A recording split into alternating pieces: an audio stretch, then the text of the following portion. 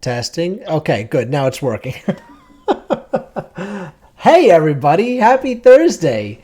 There's always some form of technical difficulties on my end. There's too many buttons for me to press. Just ticky, ticky, ticky, ticky. Anyway, hi. Hi. Hello. Welcome. It's Thursday night. You're here with us for Darkness Over New Orleans. We appreciate you being here. Hey, it's me. I'm Dylan, your storyteller. I'm going to be doing all the spooky stuff for the evening. Hopefully these guys will do some spooky stuff with us. Let's do some introductions. Christian, if you might start us off, please. Yeah, sure, bud. Hey, everybody. Hi, my name is Christian, a.k.a. Fluffy Goomba, on several socials. You can find me everywhere on the internet, mostly on TikTok and Twitch, where I play games with all of my friends several days of the week. You can also find me on places like Total Party Kiss on Sundays for Tragedy of Theologian Greek Myth Inspired 5A campaign, and currently running on Queen's Court Games. It's Harlem Hellfighters Never Die, an all-black Call of Cthulhu game based on the Harlem Unbound setting by Chris Spivey. That is on Mondays at 7 p.m. EST, I believe. Yes, time zones. And stay tuned for other projects down the pipeline. Always check out the Twitter or the Blue Skies or whatever social media structure fancy. I forgot Blue Sky was a thing. I also did. Thaddeus. Good afternoon, everyone. This is Thaddeus Atlas. Same on all socials. I'll be playing he, him, Aubrey Valentine today. That vampire who's not trying to get concrete sneakers. What can I say? I'd settle for some pocket peepers. Rabine. Solid. That was great. Hi, everyone. I'm Robin the God. You can find me on TikTok, Twitter, Instagram under the name She, Her. I will be playing the Zemitzi Ambrose Windsor. He, him. Take it away, Dylan. And once again, I am Dylan, your storyteller. You can find me across the entire interwebs. Roll for Dylan. My pronouns are he, they. Hey, you guys want to play a game tonight? Blah!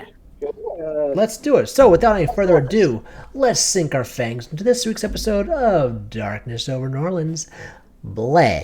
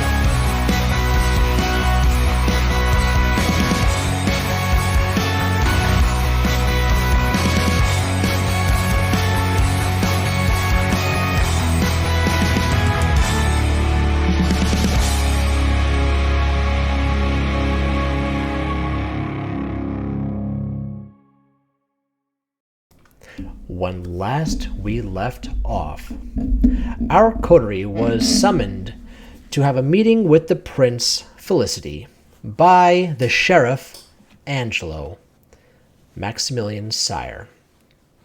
The entire interaction from Angelo to the rest of the coterie, including Max, was nothing but professional. This was an order to be summoned to the court of the prince, not a casual request. The meeting started off in a stretch limousine that pulled up in front of Max's gym, where Felicity was sitting in the far end of the limousine. Two of her hounds, which are other kindred, flanking her in the seats. Large people with their sweaters buttoned up. Not their sweaters, excuse me. Their suits buttoned up and one hand inside their jacket pocket. What breed were they? They were Irish wolfhounds. That's bad. Never mind. That's cool. By the way, those dogs are freaking huge. I saw two of them last year. I was like, those are. I was not expecting them to be that big. Are they wolf bred or are they hunting wolves? Either or, dude. They were massive. Whatever they do whatever they want. Exactly. I They're don't. like I don't surf ask. noodles. The limousine drove off in a very erratic manner, going down different alleyways that didn't really need to go down, streets, avenues, byways, making circles and whatnot area. Felicity pretty much straight up said, "We do this in case I'm being trailed," and there are several other identical cars to this driving throughout the city right now. She then had you guys you guys stopped at the furthest pier in the city.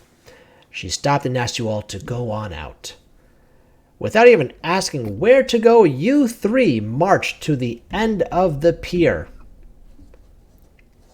where she and her two hounds flanked you. Not flanked, sorry, came up behind you to stop the exit, really.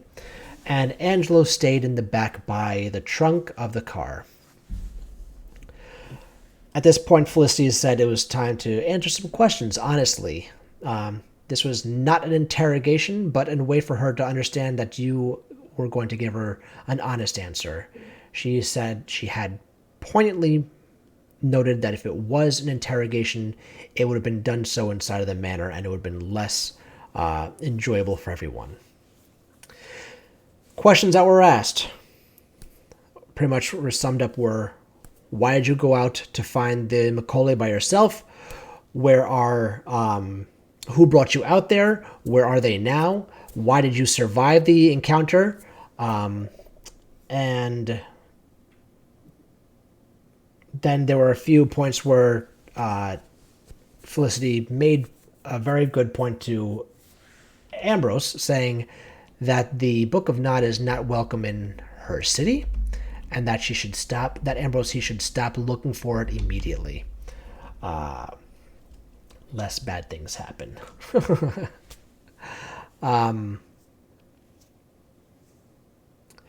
Angelo afterwards then came to your side and gave each one of you it's a hand cannon pretty much. It's a Desert Eagle. Gave each one of you a Desert Eagle. He said if you're going to be going on to random places where you might get hurt, you're going to need to carry this.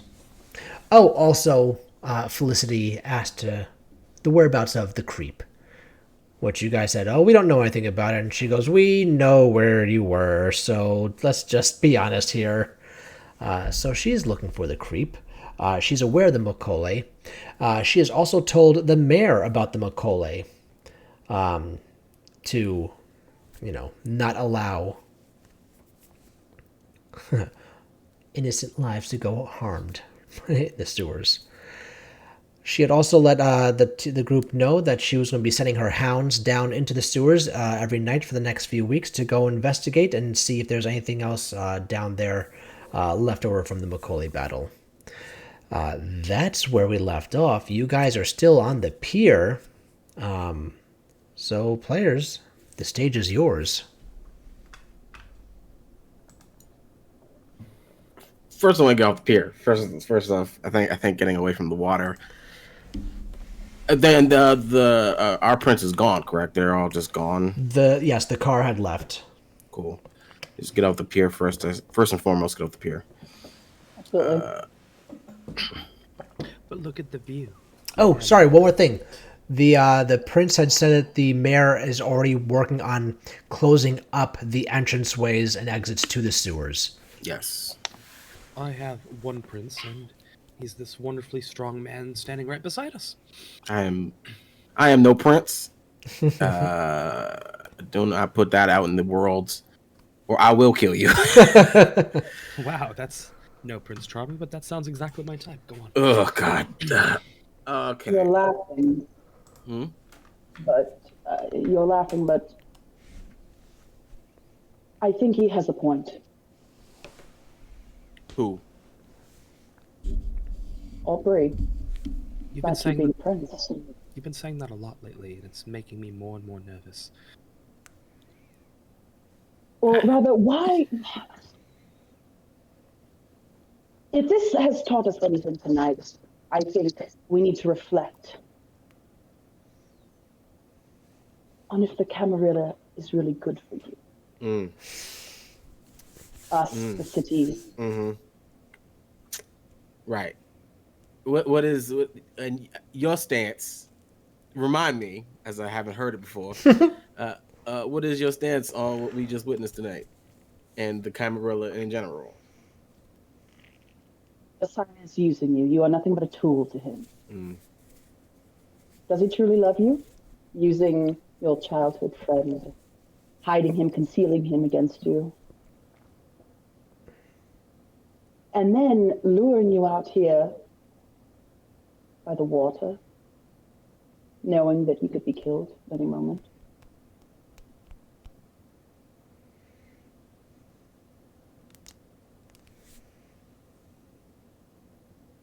I'd be remiss if I didn't point out that the walls and the ocean appear to have eyes. There's nowhere we've been in the last week that somebody hasn't been listening in on what we have to say. And while I appreciate the limelight, do you think all this is the best place to discuss what we're about to say? Am I hurt? Yeah. Am I surprised? No.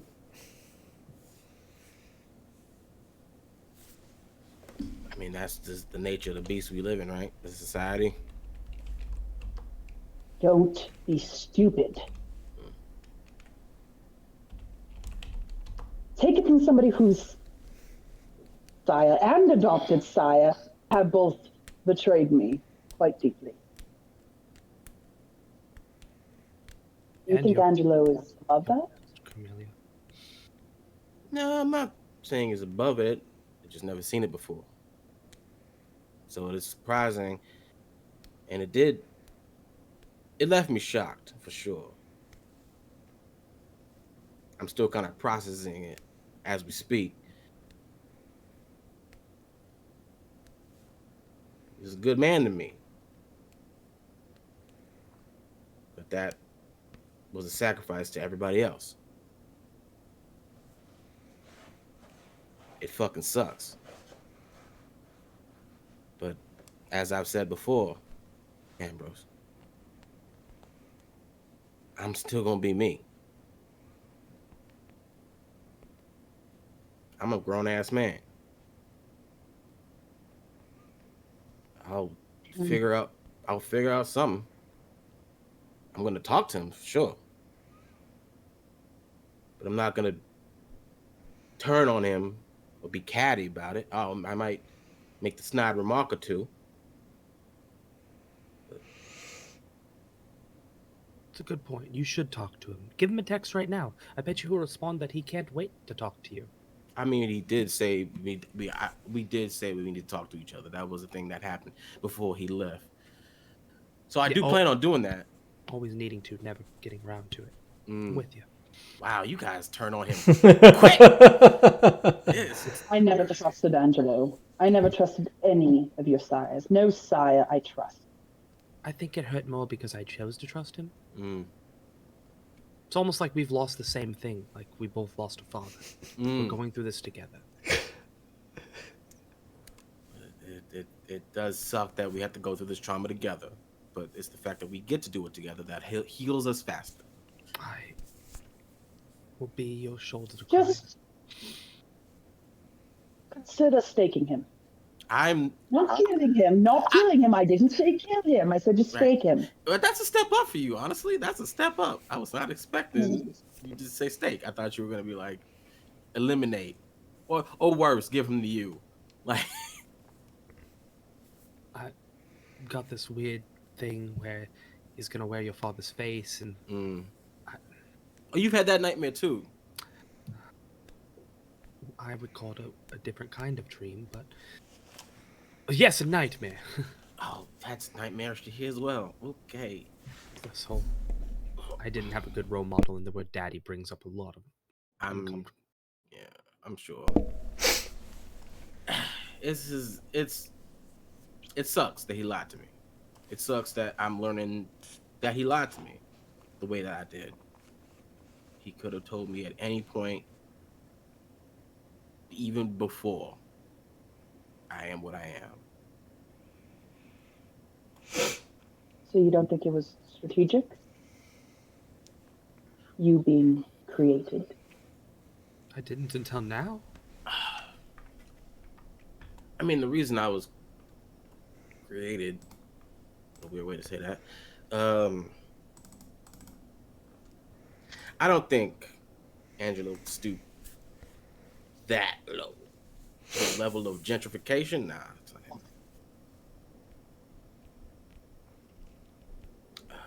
So you think he... Continue. Go. You think he tired you out of the goodness of his heart and not to use you as a tool, a means to an end to achieve something? He's already rose in status quite significantly. He hates that he's risen in status. Does he?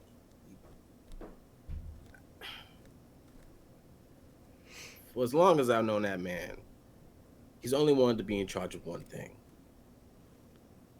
The fact that he's been thrown into politics, just as I have, if I've inherited anything from him, it's the lack of love for the Camarill's politics. And for as long as you've known him, you thought that you were his only kid, and that he didn't push everyone away from you. So much for the things we believed. Fair. That's fair. What? Did somebody say something? You did. Look, Thought it I was appreciate you both being very upset. I too am upset. Don't think that my calm demeanor in this instance is me being apathetic towards being lied to. As you know, I hate lies. And gaslighting. You definitely were gaslit. I mean, I am on fire. He opened up a gas factory and just turned on the pipes. I'm essentially a princess in a tower. Oh, I've dreamt about this so often. Go on. Terrible. And it's my job to get myself out of that tower. Oh no, I will climb your hair. Don't I will free you. touch my hair. It still doesn't make sense to me. Mm. Gangrels are against establishment, and yet yours is climbing this ladder quite well. And they're against establishment, but they're against establishment, but we're not against family and community. Camarilla is not your family. Gangrel are your family. I mean, that's true, but every family has its rogue members. I believe the term is found family. It's been a cornerstone of my life since I can remember. It's the gym's mantra. It's my philosophy. Accept everyone. Try to understand everyone. Beautiful mantra. It's almost like accept everyone, except if they, inhibit your perfect child and they get in the way of your vision of a family. Not every family's perfect. I'm not poking at you. I just want to make sure that you. I know. I get it.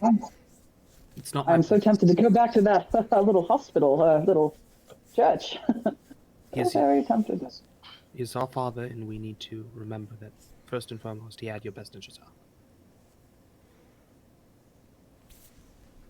And it hopefully did not come from a dark place.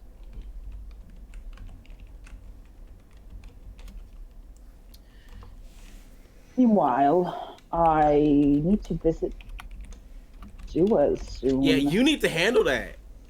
That's the thing. You want to come with me? No, hell no. What? Why not? The last time we were down there, you and I, we witnessed a pretty grisly sight with a thing that may or not be down there, and I figured out that that's a ghost. Child? ghost child, just chilling. And now you got some project. Listen, Alphonse is harmless, just a boy. I don't believe you. And secondly, I support you, You do. and I would walk through fire for you. That's healthy. Also, I mean, you haven't technically walked through fire. You were very afraid of fire. I am. I mean, what would I even do down there? There's no like. Only one way to find out. Find Let's out which Scooby-Doo one our is asses down there. open. I'm only one person. I don't know how fast the mail is working. I need to know which entrances are still open, which can be kept open. Just one person. I mean, I have to have at least one escape route down there. I mean, would you know? I mean, you've been a Nosferatu for a long time. Do you have a map of the sewers themselves, or do you just go by ear when you travel down there? I mean, I just know it. Instinctively. I've been down there for the past 2 years, I mean, in and out of there. then you would know how to traverse them the best. You would know which would make optimal places to both exit and enter. You would know. I mean, patterns are hard to recognize because we don't know how many hounds are gonna be down there looking. True. In my experience, I've never known somebody more equipped to explore pipes. They'll get in there and they will just go to work. Yeah, Spit shining. quite the pipe cleaner, if you will. They are regular Super Mario Brothers, just a lot less gay.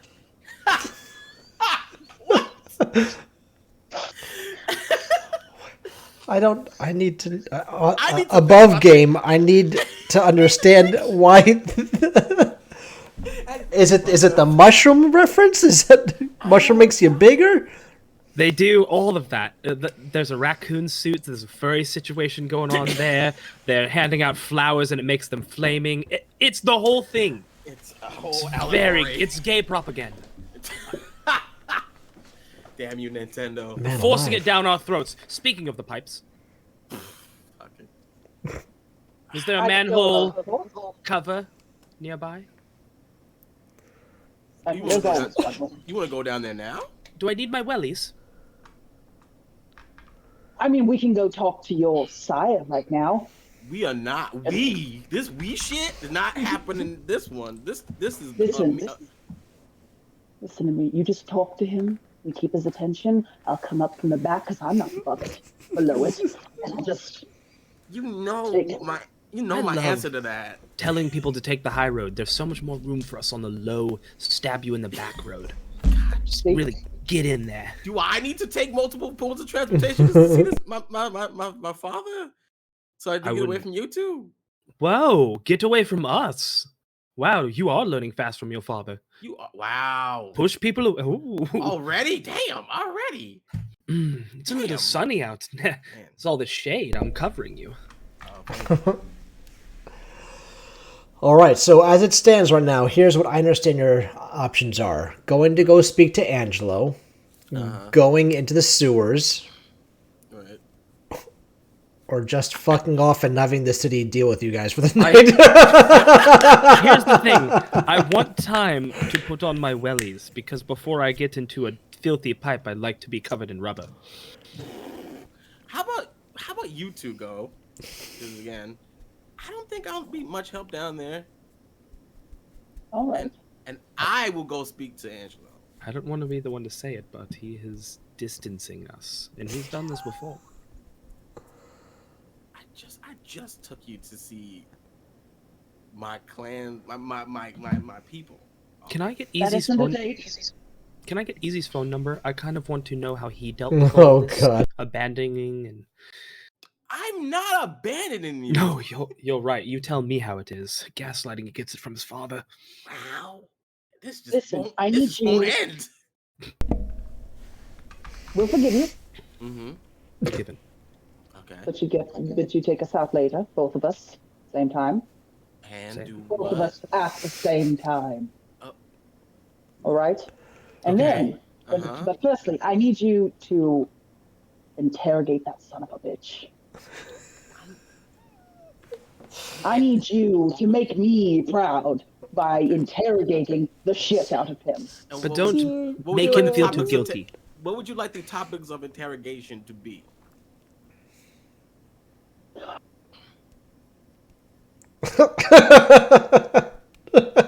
The wheels are spinning 1,000 miles an hour right now. Burning rubber.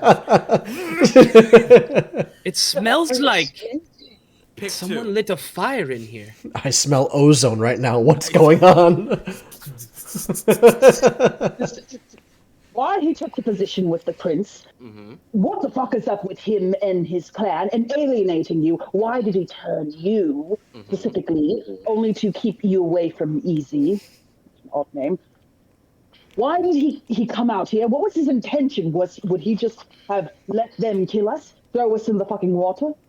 I need you to interrogate him about what he thinks about the Camarilla. I need you to ask him what he thinks about, I don't know, an Anarch city, maybe? I don't know. Funny, goofy things. Just Right. throw that out there. Okay. See, watch his face, say Anarch City, and watch his face, watch his facial features, and then match them up with what he's saying. You see, you understand what I'm saying to you? I understand. I need you to psychologically mind fuck him with these interrogations. Do you understand? I'll do my best. Mind fucking is not a joke. I And also, you should probably wear rubber. You don't know how If dirty he his isn't mind is. compliant, you two are a mess. No, but here's the thing. If you get a chance, and just for me, Imitating stabbing somebody right now? Is that what I just yes. can you I mean, maybe. do a bit of thinking Stop about it. Stop it. Stop it. Stop it! Stop! I was imitating stabbing someone, you filthy urchins. I'm sure you were. Until it became stabbing something else. You are doing a lot of thrusting with your pelvis. Does the energy come from there when you're stabbing, or Starts in the feet. asked and answered? Strong foundation. Mm-hmm. Hips wide. Get your stance. Really spread your legs out. I will ask him the questions that need to be asked, and if the other topics of conversation find their way organically, of course, to the servers, I will try to incorporate those as well. Oh, fuck that. Don't give him that leeway, that pleasantry. Fuck that. Interrogate the shit out of him. You deserve it. You deserve Yes. answers. But don't come off as needy. I mean that is the art of interrogation. You don't want to be too aggressive, or they clam up. Out of the deal. Out of the deal. And here's the thing. If you're like really mean, you might not want to talk to you anymore. So of course, like, be nice. I'll do my best. I've learned over these years that talking is quite the weapon. You've learned that over the last 3 months, actually. Yeah. I've never thought of it that way.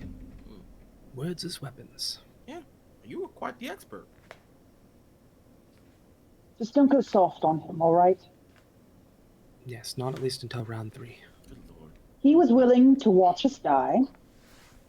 He can sit through a few minutes of hard interrogation. Yes, I will. I will. What's the word? I will take in the inner Ambrose, and I'll do you proud. Oh, Now, you two have fun. I mean, we can do something about. No, that's too soon. Never mind. We'll talk later. But that inner Ambrose thing, I'd like to do something sometime about that. Nothing's. Don't look at me like that. That's not what I mean. I mean, it is what I mean, but like, not in this instance, because I have an idea, I have a vision. Anyways, Oh, that's always lovely to hear. Just make this group Alright. strangely uncomfortably sexual. I just think, for once, this should be a little less incestuous.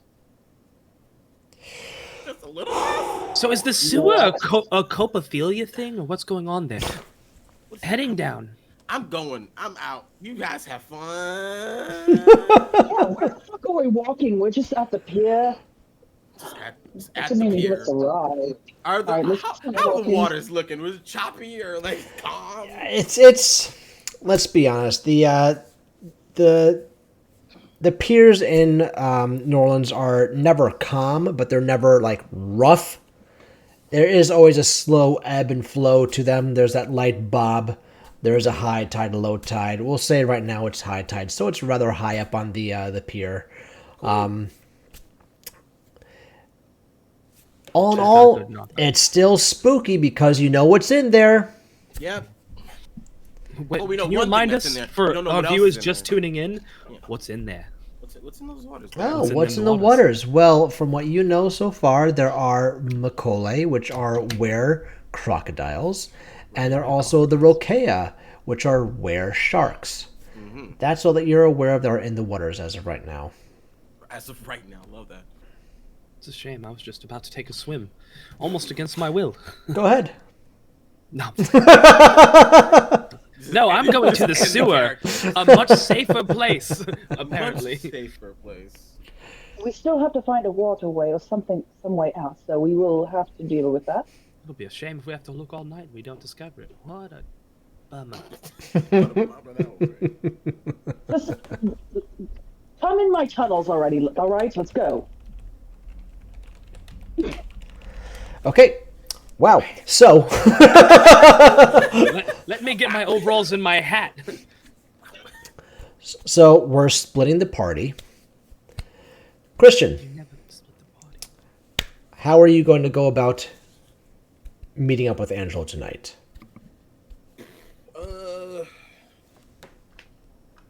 I guess I'll go to his house. Go to his place. And you're just going to wait for him? Wait on the steps. Stoop kid doesn't leave the stoop. Exactly what I was thinking. I was like, oh, just a little stoop kid. Okay. All right, we can definitely have that happen. Is that where you're headed to right now? Yeah, I think just one track minded to heading there. No other place I can think of. And just thinking about what I want to say to him when I get to him. The many pieces of advice from my dear quarter members, valuable information that I will use and will incorporate. Okay. It's just playing, just their conversation with me, and then just the conversation I've been wanting to have since I met Easy and the rest of the clan. All that's just compounding and switching around, trying to figure out what order to start in. And it's a moment of deep focus, I think, for Max as he waits at Angelo's door or the stoop. Okay. Before we jump into that, Robin and Thaddeus, where are you guys going for your initial descent into the sewers? Are you guys beelining it to a sewer, or is there a plan beforehand? How do you want to approach this? Yes, Robin, do you have a favorite sewer? Ambrose turns to Aubrey. Were you serious about getting like galoshes and overalls? Oh no, I prefer to be a little dirty, it's fine.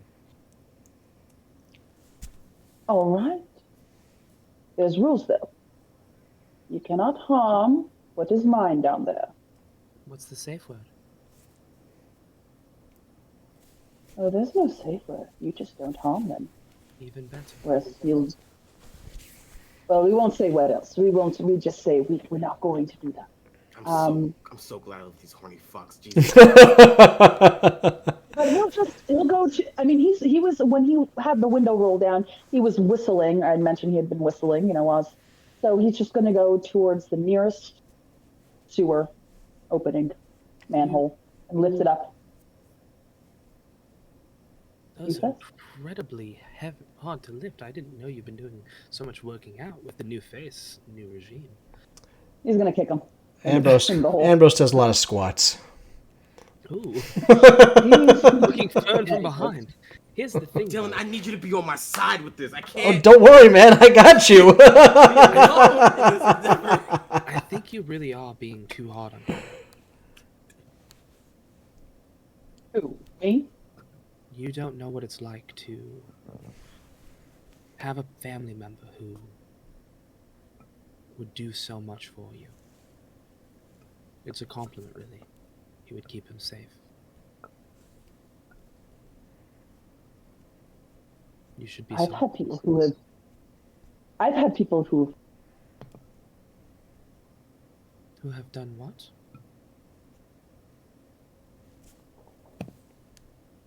Your audio cut out, Robin.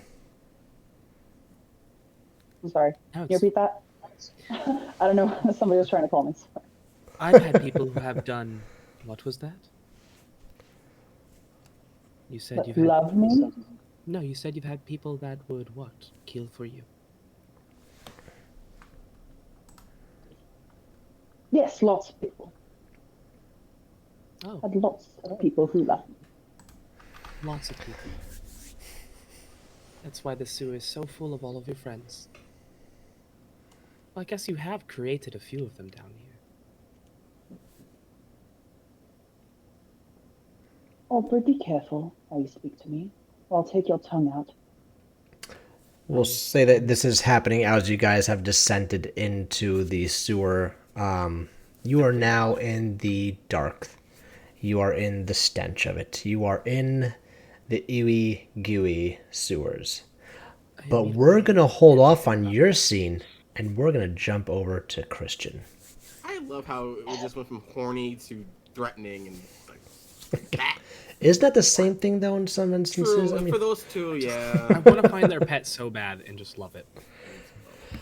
so, Christian, on your walk to Angelo's, it's a hike from where you are. You got to go across the city to get to where his house is. You know the quickest way to get there from point A to point B. And because you've got a lot in your mind, you are taking the fastest route so you can just get there and just deal with it.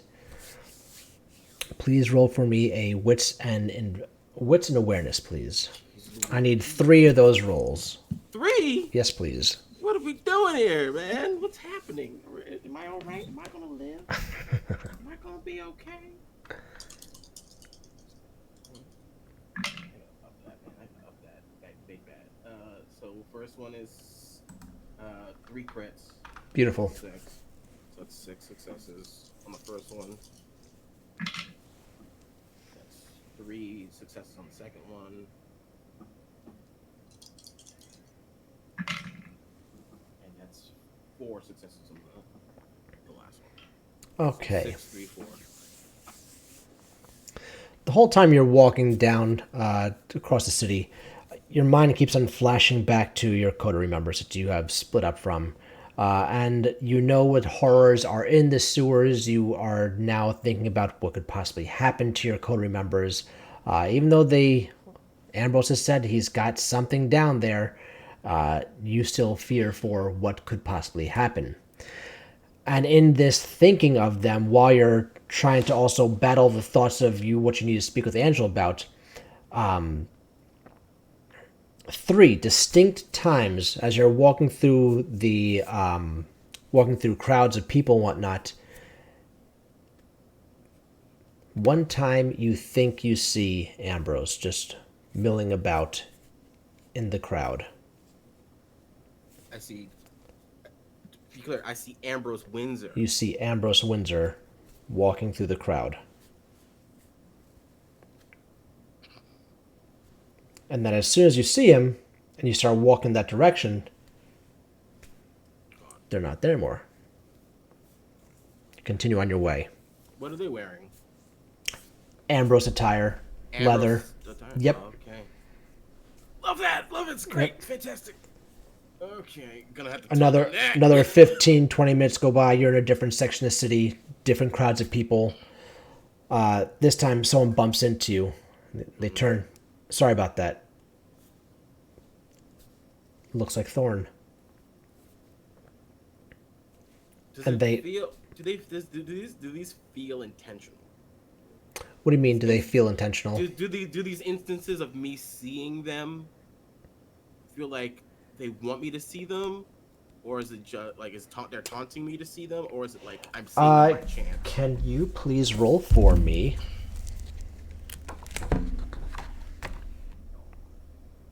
Resolve and insight. Resolve and insight. Ooh.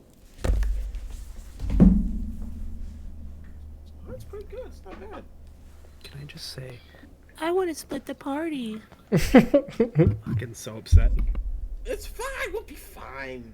It's fine.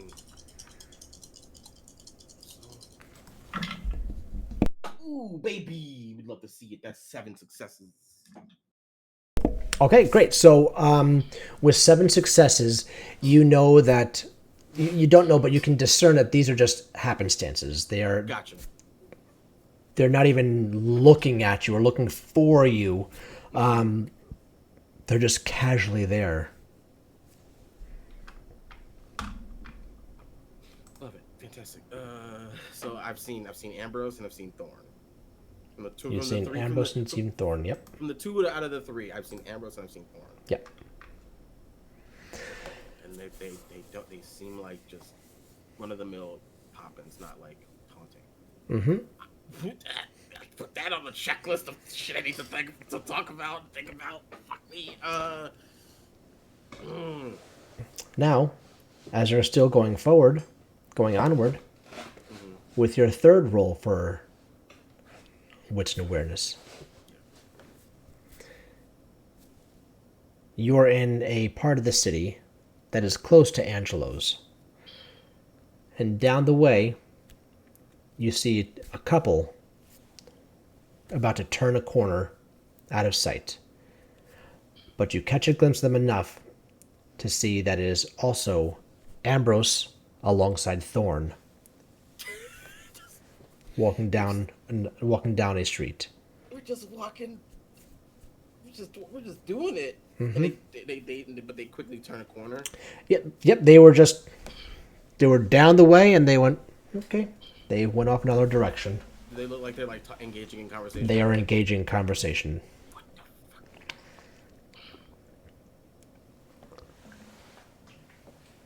the fuck? You make it to Angelo's. I think, and before that, can I find an animal? Yeah, why not? And be like, Let's have an animal. Hey, follow them. Follow those 2. Using Using my feral whispers, my animal. Okay, give me your animalism, please. There is a bird. There's a starling. We'll say there's a starling in the area because those things are everywhere. Nice. Can I? For this, it's a roll, right? So Yeah. Can I argue animalism leadership? Yeah, I'll take that. Go for it. Cool. Love that. Thank you.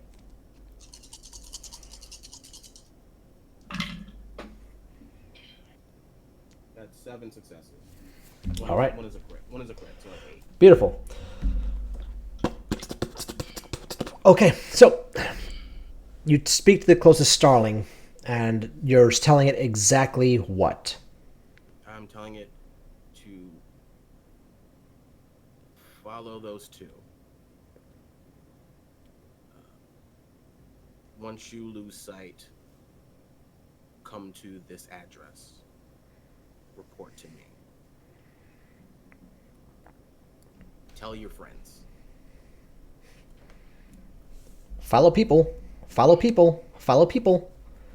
And off it flies. You see it just goes up and then over one of the buildings in that direction of the two people walking. I'm gonna have to talk to Ambrose about that. Oh no, we're just out in the city. We're just traveling. Okay, that's cool. Oh my god, that's so bad for the. Oh, what the fuck is her name? Aisha. Shit. You're just gonna see them thinking like, what? So they are here in the city, fuck. Shit. Okay. With that trauma. Mm-hmm. On the new trauma on the plate, the new dessert platter. I go to Angelo's. All right.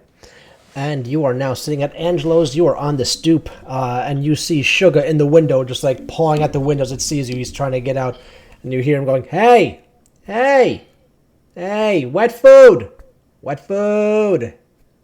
Hey!" Is it time for your dinner? Is there already food in your bowl? And stops and looks over. Wet food! Hey! It better be no food in that bowl. Or Hey! I'll feed you dry.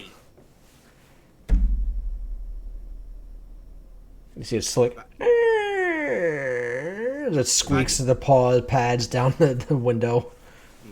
If I see that you have just eaten a nice hole in the food and not the whole thing, I will tell Angelo to give you dry food for a week. Starts looking around, and there's a small potted plant. He just goes, You want to make it two?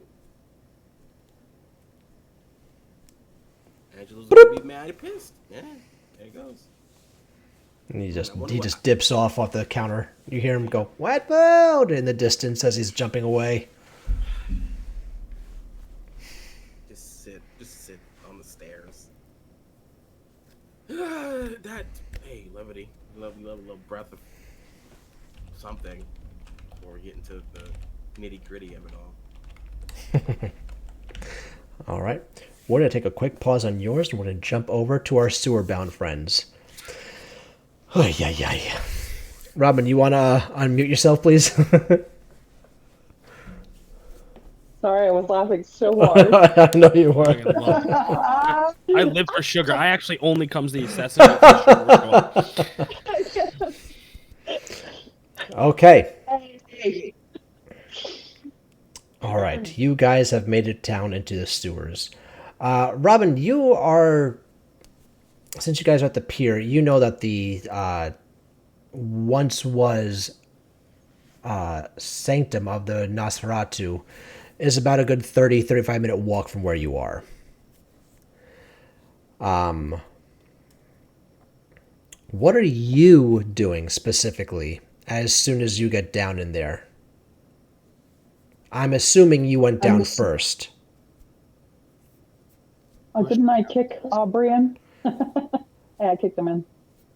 Okay, so then Aubrey went first. Aubrey, what are you doing as soon as you stand up from being kicked into the sewer? Aubrey is pouting. He's sitting in the water for a brief moment. It's low tide. And he's looking up at the last bit of light above him from the manhole. It's like Narnia, but instead we've gone through the wardrobe and we're in Florida. Wow. The Wizard, the Witch, and the Florida. I've always wanted to be in a slasher film, but this isn't exactly final girl behavior. Right, this is his first time in the sewers, isn't it? Yeah. Oh, stop complaining. And he's coming down the stairs. Complaining, in I his heels. deserve a medal or a holiday, or at the very least a cuddle from someone. I'm not going to cuddle you. Is it because of... Let's be honest, it's the shit. No, it's because you have a vile attitude towards me lately. I don't care. I'm a little prickly. And you're often a little prick. I just thought that we would have something in common. We're going to walk until we find the outlets we're just going to walk until we get to each outfit. We'll get to the center of the city, and we'll do the other side. They have power down here. What are we going to be plugging in? We could have stayed on the surface to plug something into an outlet. Surely we don't need to be down here. Slaps his hands in water, and water goes everywhere. Gotta love that gray was water. shit, by the way. All right. I need to know how many openings are still open. Mayor hasn't instructed them closed. Well, I've never felt tighter. Nothing's open as long as I'm down here. Stands up and flicks off the water. Gross. All right. You live down Now, I do not live down here. I visit here. Oh, just a holiday. I'm going to bite you if you don't stop. Be better than being. No. Let's just walk. And Ambrose takes Aubrey's arm and walks forward. Okay. Now, go ahead. Continue. All right, so you guys start making your way into. I assume you're going to the center of the city, as you said. All right, so you're going towards the old sanctum area. The sewers look, for Ambrose, they look a little cleaner than usual. It looks as if a good sanitation crew has been through to make sure that there is nothing left in the area. Everything is cleaned up. Everything is tidy. Yeah, it definitely looks cleaner than normal, if you can call a sewer cleaner. And as you make your way closer to the center of the sanctum area, you see that the patches which had the claw marks have been cleaned up and patched over. Like, this is a professional job. Definitely trying to not alert anyone that there are other things down here in the sewers. Sewers have a bad enough rap as it is. We don't need to be having monsters running loose in the city for random mortals to find out. Have you been, as you're walking, have you been whistling your little tune, or have you been silent? Oh, occasionally I'm whistling it, Okay, good. so it echoes. Good.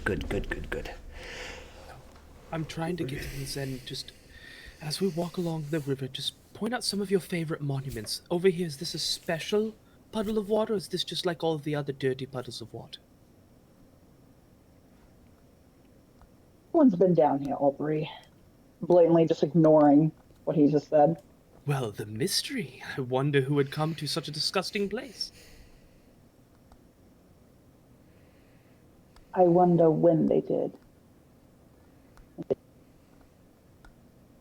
There's not a guest book where you can sign in? Oh no, because this is a shithole, and not a lovely hotel like I have taken you to in the past. Well, I can see what you think of me. I guess we've both been treating each other differently. Is this what you want to do? You want to have it out because I made your mummy into a chair? You still angry? I told you I let it go. Can't you tell? This is me letting it go. I can see that. You've let it go. Ambrose, are you getting angry? Very. Okay. Why is that gonna be a like preliminary statement? Like, why is that a trap card trigger? What the fuck? You activated my trap card. Now you're a handbag. Angie. Ambrose, as you're getting more and more angry with the way that excuse me, that way that Aubrey is speaking. 1 second.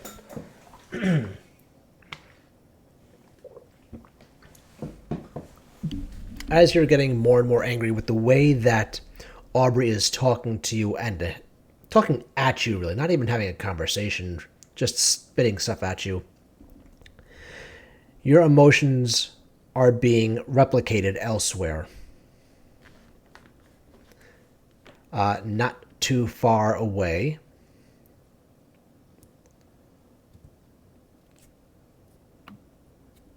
Do I feel any sort of connection?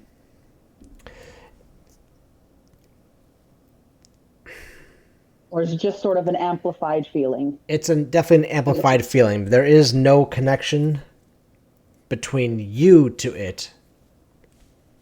It's the other way around. Aubrey, if you have something to say it to me. I'm Look at really these little bored. quips. I don't feel the need to take my rage out on others. I can handle my problems, can't you tell? I just keep it all in. I'm really a closed book. Hmm. I'm like a rock. I'm just very strong. How can you tell that other people have been down here?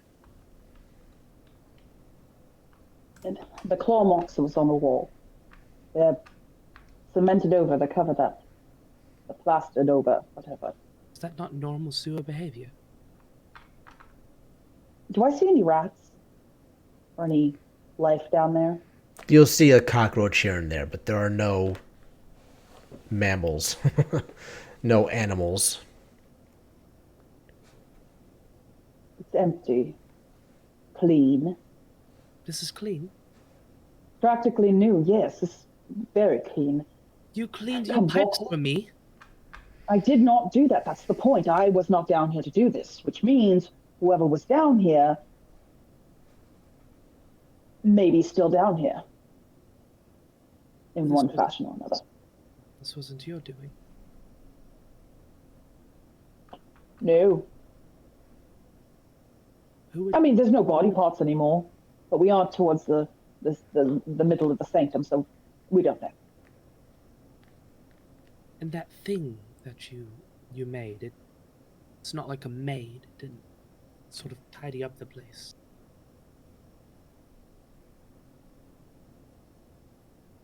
Depends on what she's tidying up. I don't love the phrasing, but... Let's just walk on towards the center, please. So this is what it looks like when it's all gussied up. Well, if you're impressed by how clean these pipes are, you just wait till later. Aubrey, what do you think about making the city anarch? You know I have no love for the Camarilla. But I will not simply exchange one ruler for another monarch. No, that's the point. No. The point about anarch is there is no ruler. I mean, sure, people control their own hunting territories, but there's no hierarchy. You don't have to bow and scrape to a prince. There isn't this ancient hierarchy of tradition. Cute in theory, but... And Aubrey bends down and picks up a very large cockroach. You always find that when the rats are gone, they get replaced by a bigger bug. And yes, there are more of them. But it doesn't change the fact that it's just replaced by more bugs. People carving out their little pieces of territory. There is always a ruler.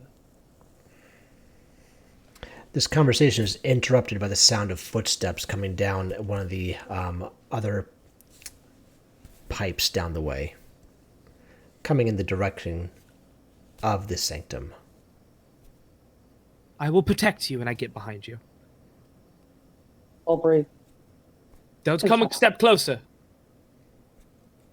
You say that out loud? Yes. Okay. The footsteps stop. Yes, that's right. Hold right there. You can't see down here. It's very dark, but I am large and I am fit. You don't know what I can do.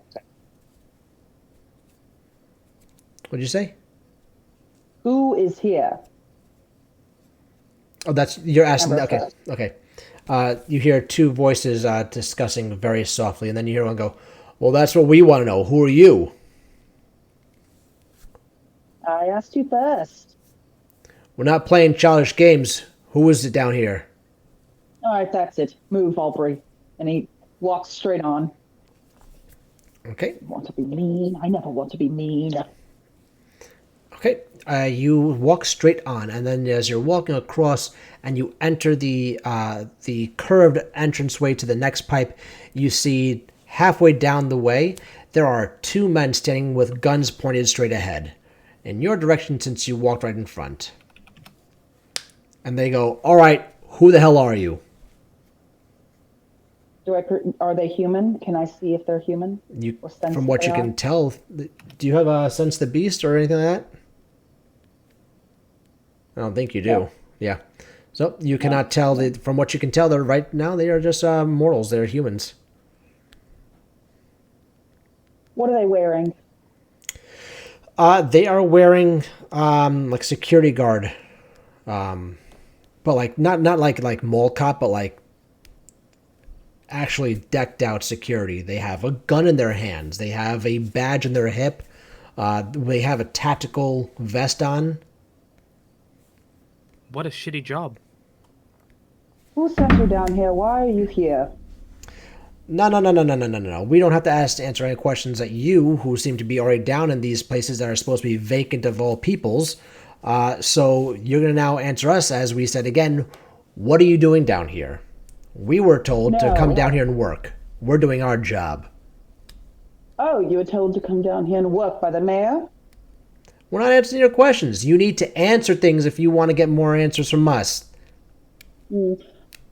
This is mine. This is my tunnel, and you're standing in my tunnel, and you're standing in the way of where I need to go. Now, I will give you another chance. Please, just either leave, tell us why you're here, and put those fucking guns down. They don't really get on with people just rummaging around their pipes without permission. You can't just get up in a person's space without consent. One of the guys says, "These are not yours. This sewer is not yours. You may pay taxes to the city, but the sewers are owned by the city. It is the Department of Sanitation's job to keep this place secure and safe. So you need to vacate. You need to get out now. We are not stepping aside for anyone. And no, we will not be putting our guns down. We have under good authority that there is something down here that can be very harmful." Oh, I'm not scared of anything. See, B. Arthur, Dorothy here, and he shows his big desert eagle. She's one sassy bitch, and she's not about to be fucked with.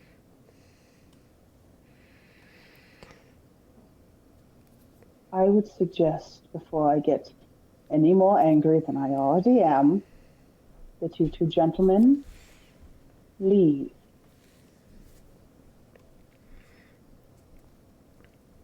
One of them reaches behind their back and slowly moves forward. Takes out a walkie-talkie. We have two people down here in the sewers with us, refusing to leave, refusing to explain their presence. We are going to request Group B to move forward. Ambrose whistles a loud, sharp whistle. And Is it not just better if I just make them forget? from a different section, Chomp. you all hear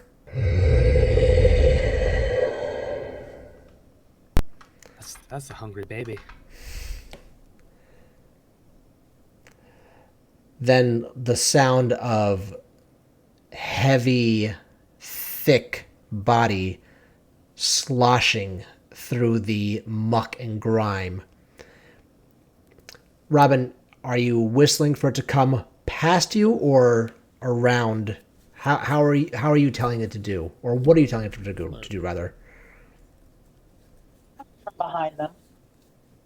Or if there's an entrance on the side, the sides. Okay. Let's see. I'm gonna roll a d6. High comes from behind them. Low comes from the side. Okay.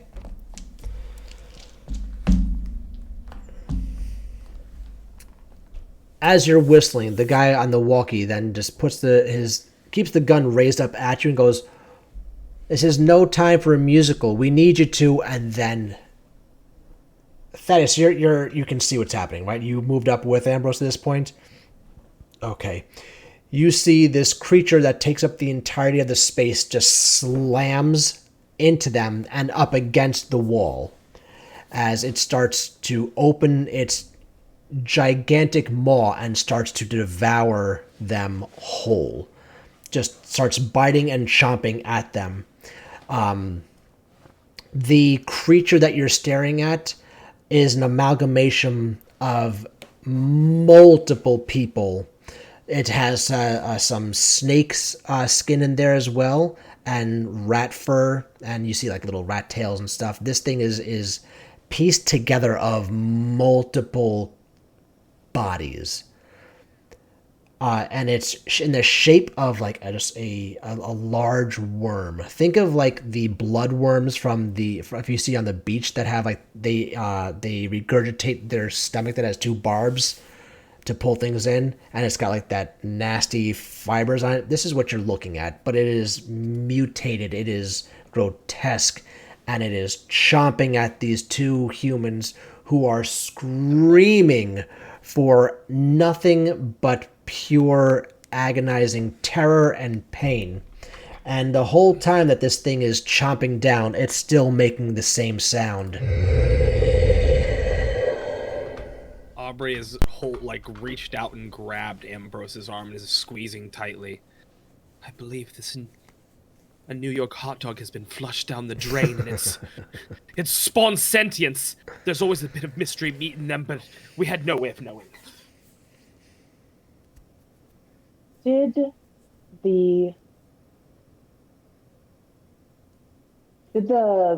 his little walkie-talkie fall? Is it around? Yeah, sure, it fell. All right. I want to roll for vicissitude, opening up my vocal cords and changing them. Okay, give me a rouse check. Success. Okay, go for the vicissitude.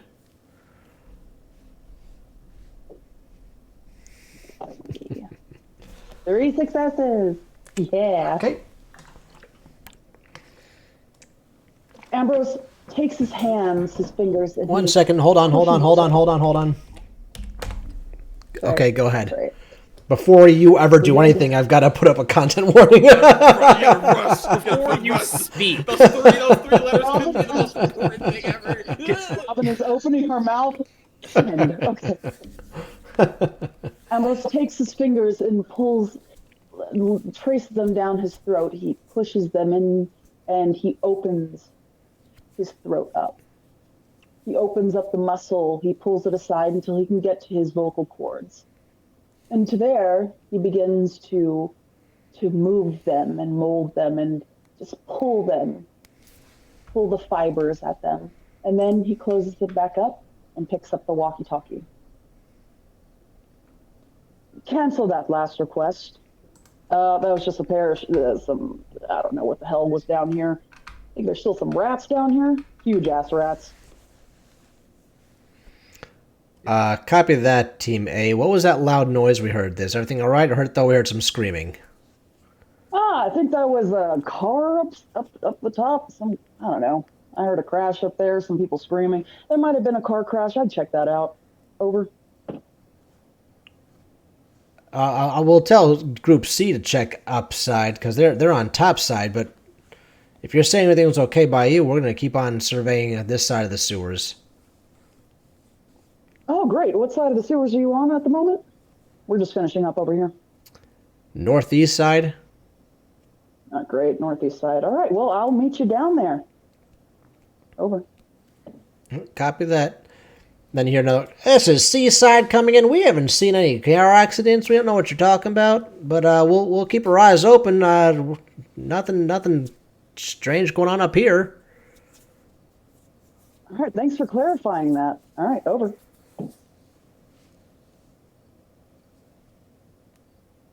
Ambrose turns to this Leviathan nightmare of a worm creature. Um, you can tell that this thing was made with maybe 30 or 40 bodies. The opening to the mouth Can you tell? opens Can you up. tell that it was 30 or 40? What math? Who's doing the math? The mouth, when it opens, has three different sort of like a flower that it blooms open. And the insides you see rows and rows of teeth just circling in. And on the inside of the cheeks, faces and hands looking like they're reaching out. And so Ambrose turns to it and, all right, go make your rounds and eat anything and everything that you find. The monster growls one last time and then heads off into the darkness. So that's the thing. It's very girl boss Goodbye, of you. Lily. Lily, it's not off-putting at all. Isn't she cute? I even made the collar myself. Did you see the collar? It was past the teeth. I didn't see past the rows and rows of teeth. I was counting them. I was thinking, Yes, it how was a many bodies collar. did it take to make this thing? Probably like 40 at least. You would be about right. I'd have a knack for Some these things after animals. going in your house. All right. Well, how are you feeling? Shall we move on? Sick to my stomach. All right, let's go slay. With I'm glad you that, don't have any questions. with Aubrey being completely unfazed by this whole thing, we're going to take a quick 15-minute break, and we will see you guys shortly. See you. Is not reading. See you soon.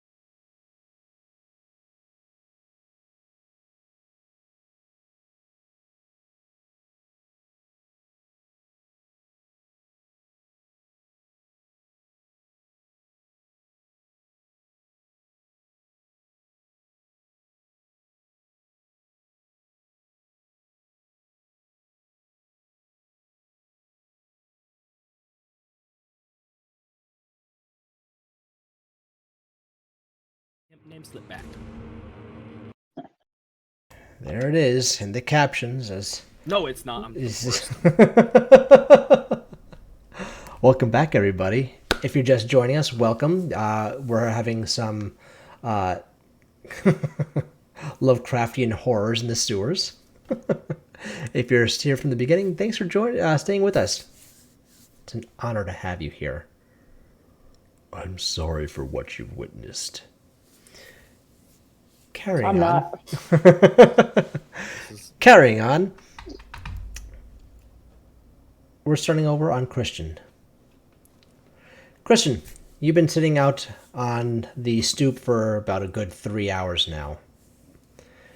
And Angelo, you can see him slowly walking towards the house down the street. He does not have a car, he's just driving. He's just walking, excuse me. Hands in his pocket, a little slumped over. It looks as if the pressures of the day are weighing down on him.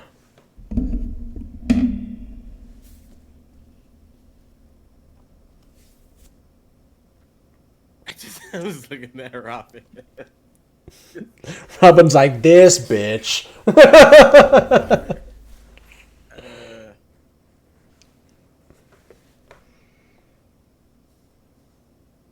Any more docs? Say again? Any more docs? Check the travel check. Was I just the one? He picks his head up once he hears your voice. He goes, "Oh, hey, Max. No more docs tonight. Just a few more impromptu meetings. A few people been put into place. You know, the job of the sheriff."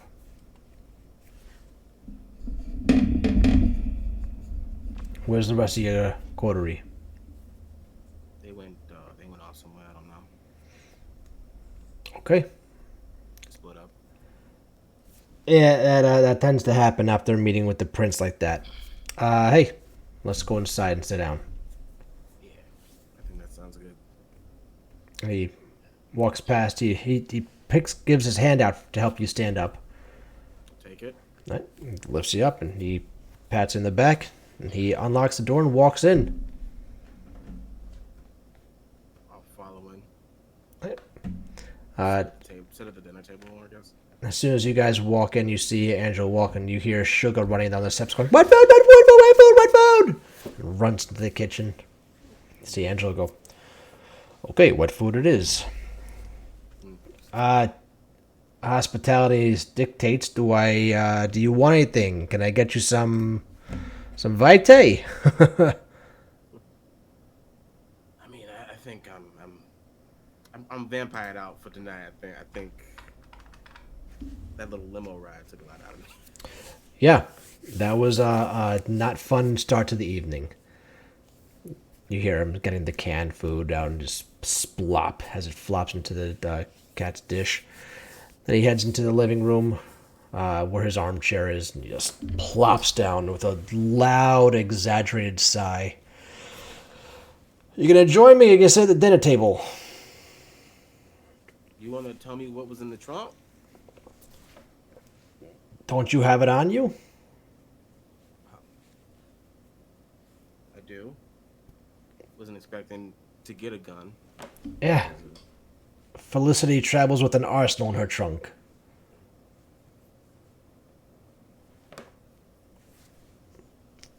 So, and like he gets up, walks over to another free seat in the living room.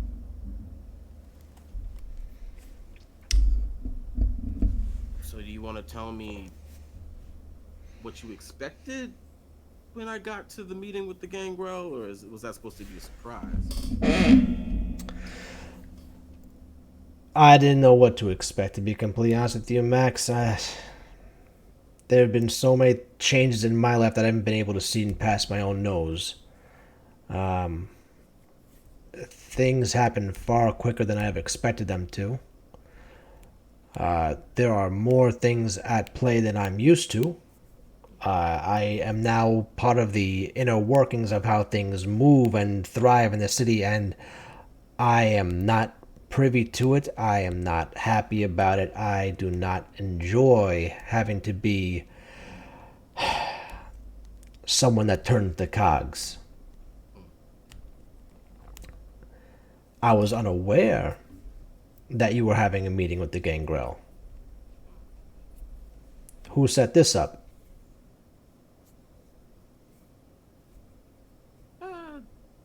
Wait. Who? Like they told me that they wanted to see me. The Yeah. Gangrel clan. Yeah, they asked Jasmine to relay the information to you.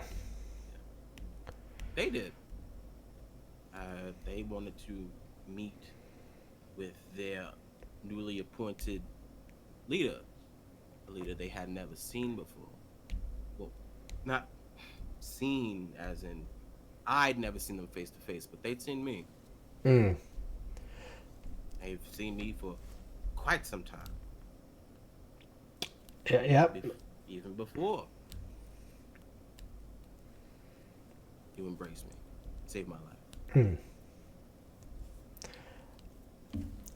It's understandable. You can have a lot of questions. So, how about you and I be real right now, and we take it one step at a time, walk and talk through it all, huh? Sure. First question: why'd you take easy out of my life?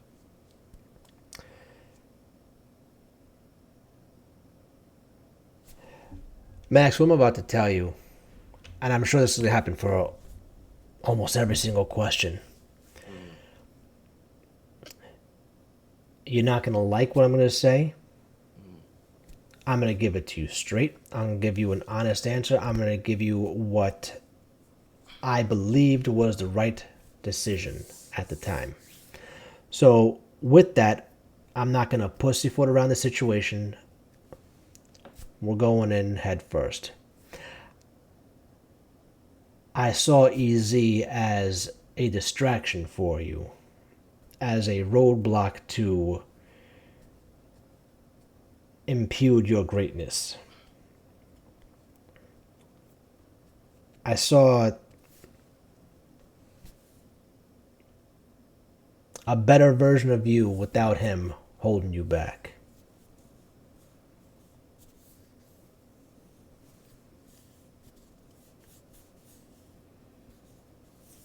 Was this before or after you turned them? Well, before. This was definitely before.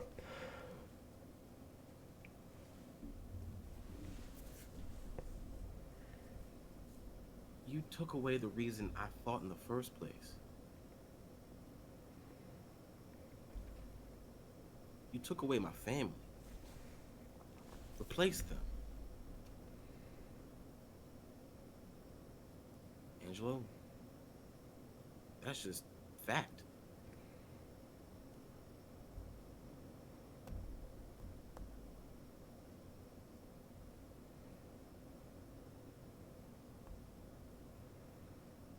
You shouldn't have decided that on your own.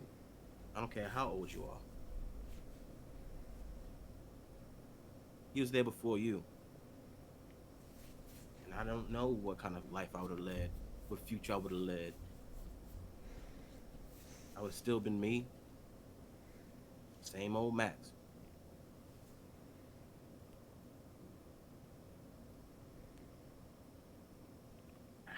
And it comes to my attention that that's been my entire afterlife. Being picked on and pruned on. I don't know any of those Gangrel. I have no right to be their leader.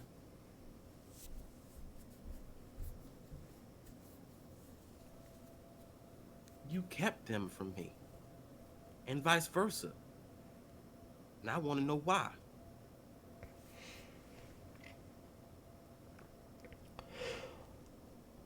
Why did I keep them from you? Well, I was watching you for a while. Max, I saw you on the streets. I saw you getting in and out of trouble left and right with Easy. And then, when he wasn't there anymore, I didn't see you get into as much trouble. After I embraced Easy and I told him to hold his course, he listened, begrudgingly, of course. He still had his loyalties to you, which I respect that. And I hope that you keep that into consideration when you juggle the idea of keeping your friendship with him. Now, why I kept you from everybody else? Well,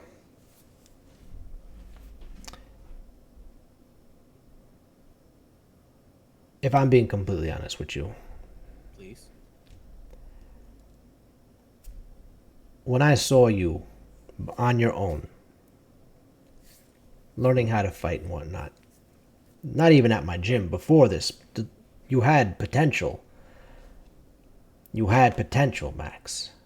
I saw in you a better version of what I used to be. I knew that if I could hone your skills and whatnot, if I could mold you in a way that would benefit you as a fighter, somehow that would reflect upon me and make me feel good about our situation. I didn't have you interact with the Gangrel because, once again, that's a distraction. If you think about it, how many people in the Olympics have an entire group of people to pull them in different directions, or do they stay the course on their training for more than just 4 years? That's a lifelong journey, right? I try to keep all distractions and obstacles out of your way, even if that was a detriment to your second upbringing.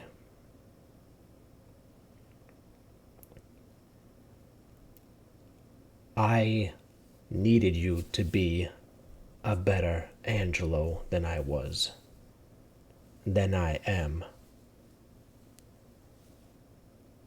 My problem, why I was good. I was never great. I was good. But I had too many distractions.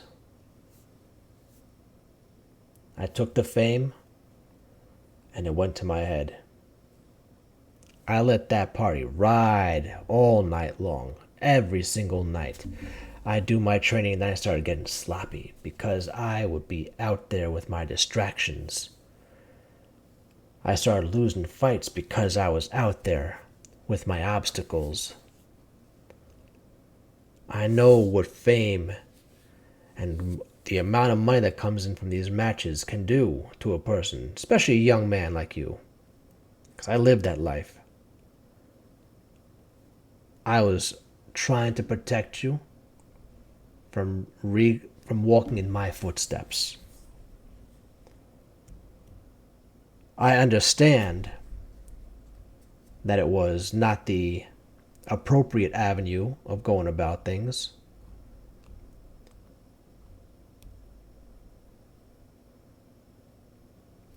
If I say I'm sorry, it's two-sided.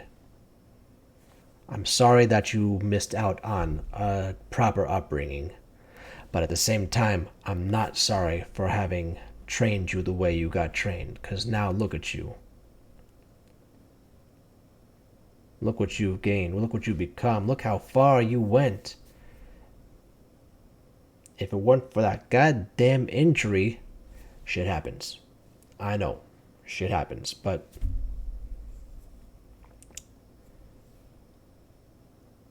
you could have gone further than the Olympics, my friend. I saw it in you. I saw it in you.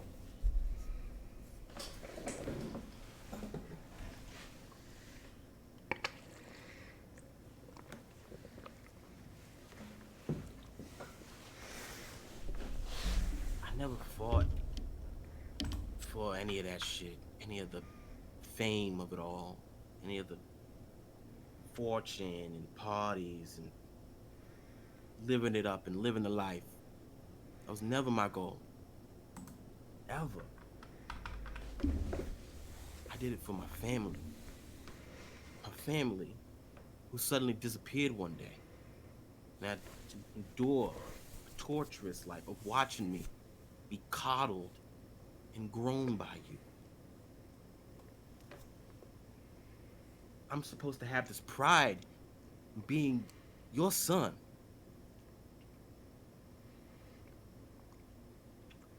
But it just feels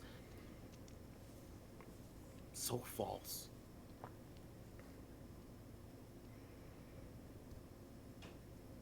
You ripped the choice, so many choices away from me when we could have had a conversation. Many conversations over many years. You had equal opportunity every single time we talked. And you kept your mouth shut. Because you wanted me to be a better you. I'm not you. I'm me. I'm Maximilian Washington. Your son and Gangrel. The Gangrel that was left on his back foot because of your process. Because you wanted me to see me become you.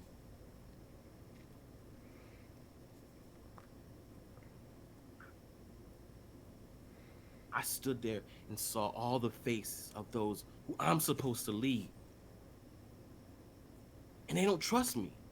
They don't know me because of you. So I have to work extra hard to make sure that I can make up for the shit you did.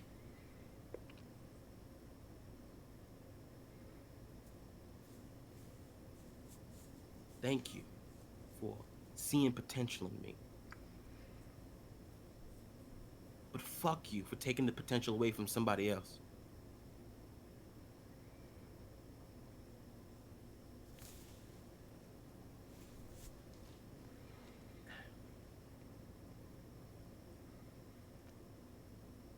I understand legacy is a big thing for you. Big thing for every athlete, every boxer, every person.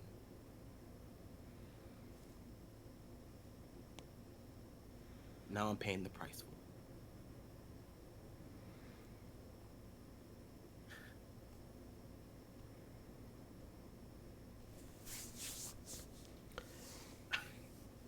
How long were you watching me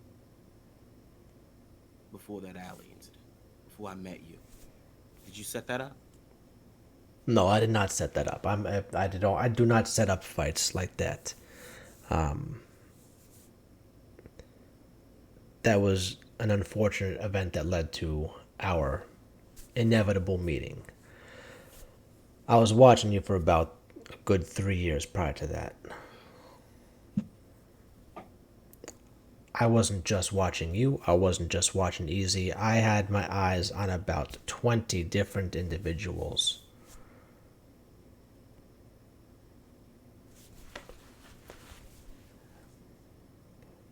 My entire goal here in this city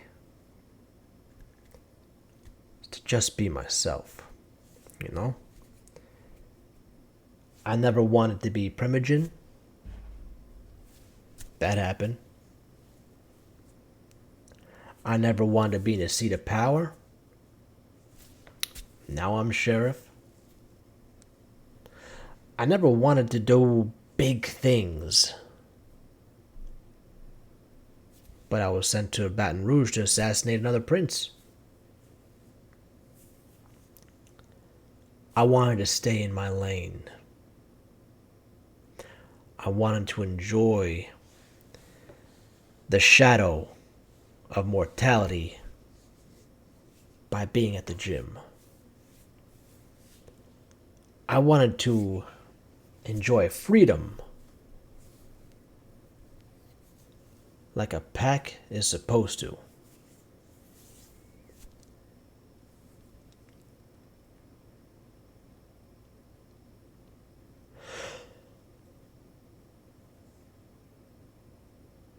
And I was looking for someone strong enough that deserved a seat of power, that deserved respect, to replace me.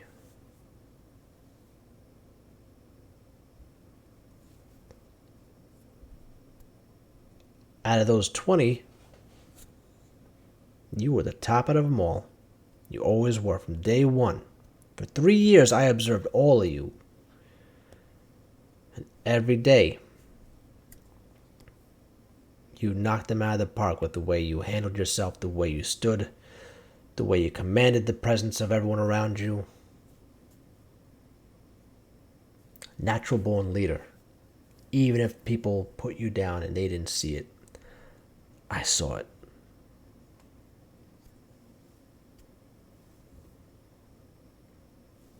You say I was grooming you. Horrible word. But yeah. Unfortunately, that's the long and short of it. I was, in fact, grooming you to be, well, where we are today, right? At some point, you were going to be Primogen in a different way of getting there.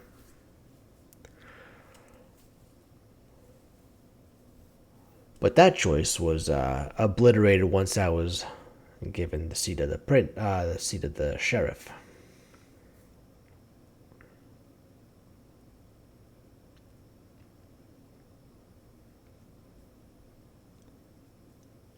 What about the other 19? What about them? Besides Easy, what happened? What'd you do? They came to their own ends. Not by my actions at all, not by any order that I gave. Some of them went up against an opponent that was a bit too good for them. Others left the city. Good for them. Don't know where they are now. Some of them turned up in the river. This city's a dark place, Max. You know that, man. And it's not just the Kindred community that makes it dark. It's not just those fucking Macaulay. It's not just the Rokea. There's a lot of dark shit going on in this city that's human-made. And not all those others that I was watching could survive that.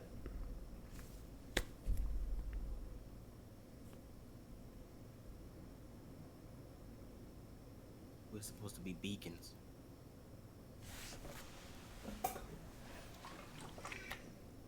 Now I can see that there's oil slicked on yours. You know what a beacon does, Max? It shines light on everything. The good and the bad. Things that were hiding in the shadows behind the beacon are now in the open.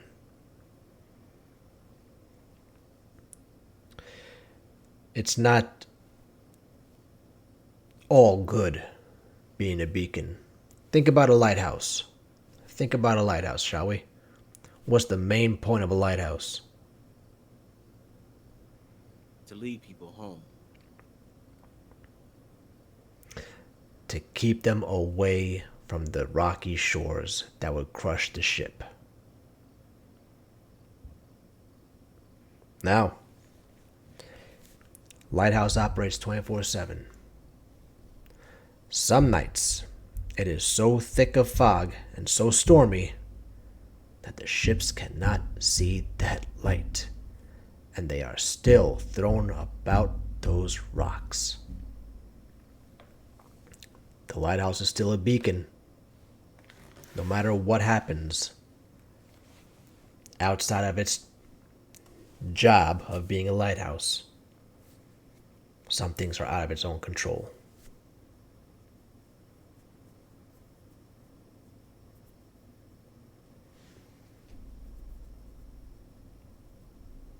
I think that's another difference between you and me.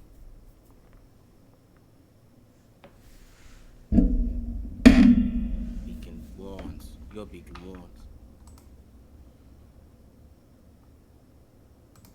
Helps a select few. Mine tries to help as many as it can.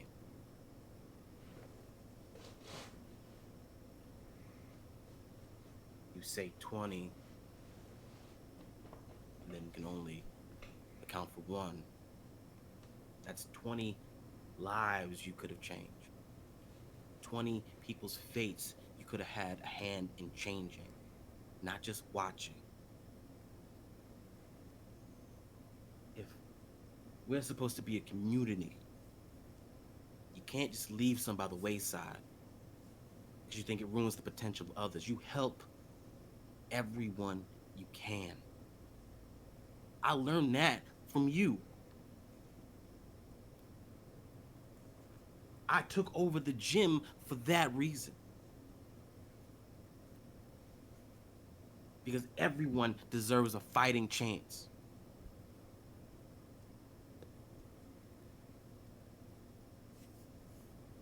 Everyone deserves to see the beacon.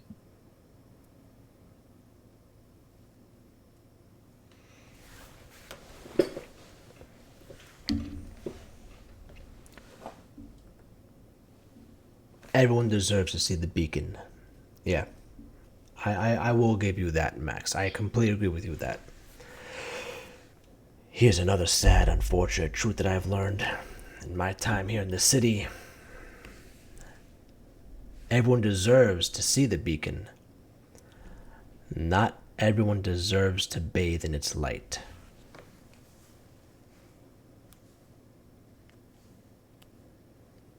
Not everyone is meant to be saved. I tell you to help people, yeah. I tell you to help people. I help people all the time. But those people,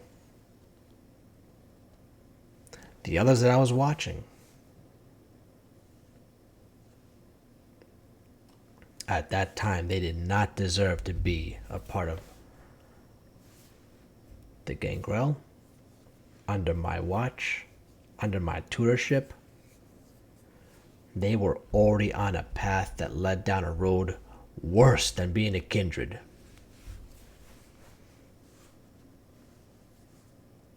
We may be damned souls, but they were tormented souls in their life. Could you imagine what that would do to a person if they were already tormented and then they came into this life?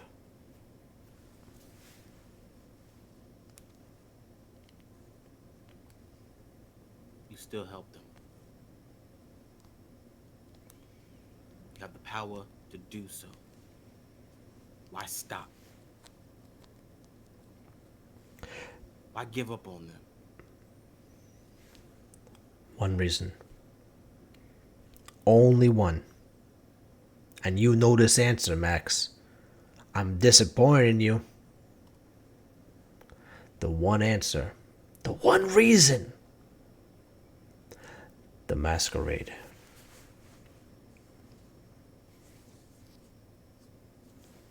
Think about it. The people that we entrust our secret to, these guys in our gym, they're loyal to us. They're not going to tell anybody. They think it's hot shit they know a vampire. That group, they would have sold that information for a dime bag. They would have taken that information to the churches. They would have found some type of hunter or a mage somehow, and they would have had us eradicated. I'm not about to help someone who's there for my extermination. The quickest help I can give them is a fast drain.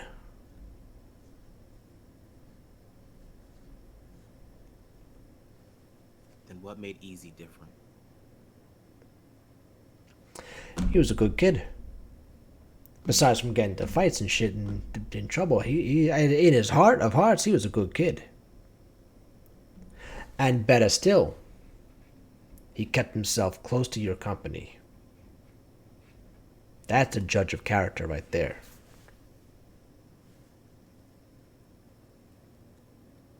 I wonder if it was out of respect or out of fear. Him sticking around you. No, I'm listening to you. What do I have to fear right now? No, I'm talking about him. I ain't never seen him be scared of anybody. He was brave to a fault. Is brave to a fault. First time I ever seen or heard fear in his voice. Even if he was trying to boast and be confident in front of me. I know that boy better than I know myself sometimes.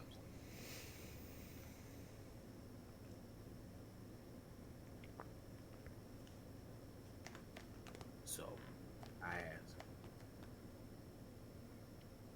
why didn't you nurture and talk and train him and the other gangrel like you did me? Made us all a family. Took us all in.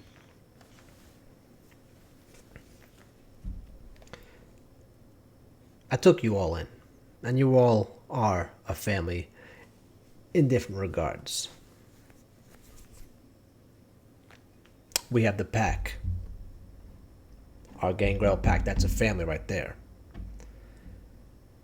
It's also a business if you look at it, though.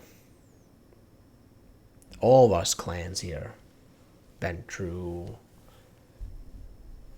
Toreadors, Tremiers. Heck, even the frickin' Hakata. Everything's a business. They all are in it for themselves at the same time. How can they be stronger? How can they get more pull? How can they do this? How can they do that?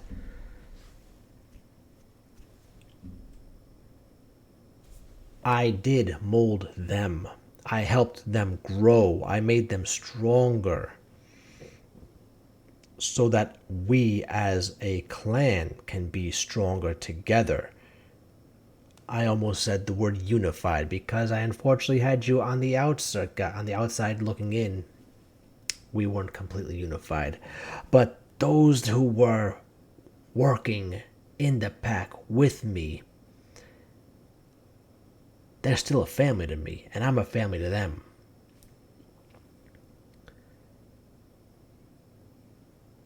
From how they looked when I came to that meeting,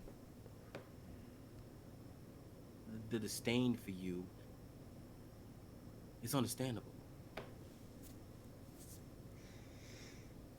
And you may have made them strong, but you also made me weak. You hobbled me, crippled me.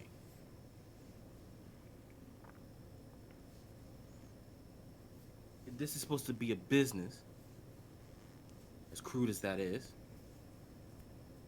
The business is as strong as its weakest member. That's me. I'm not gonna lead through nepotism. I hate that shit. You know that better than anyone.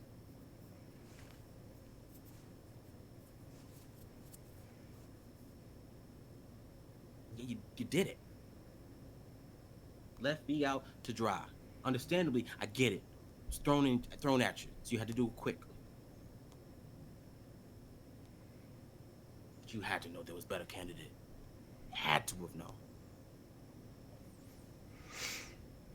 I would have understood if you didn't pick me. Actually, I would have preferred if you didn't pick me. Because I'm just like you. I hate this politics shit. Then rebuke it. Rebuke it right now. In my face. Tell me. Say it. You don't want it, you don't take it. Go ahead, Max. It's okay. You can say it.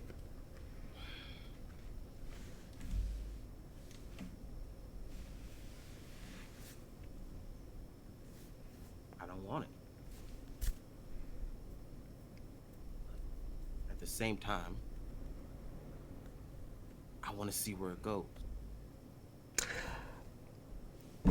You want your cake and you want to eat it too. I wonder where I got that from. You're learning. Like I said, I was trying to make you the best version of me.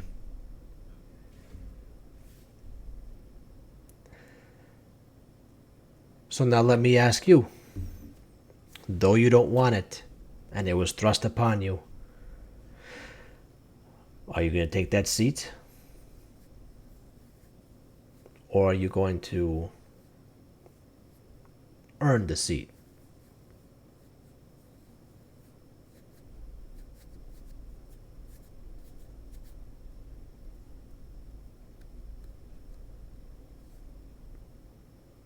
I want to know my family. And I plan on doing that. And as ridiculous as it sounds, I want you there as well. Not just dictating orders or being there. I don't want you to just be some distant relative like I was. You gotta own up to that.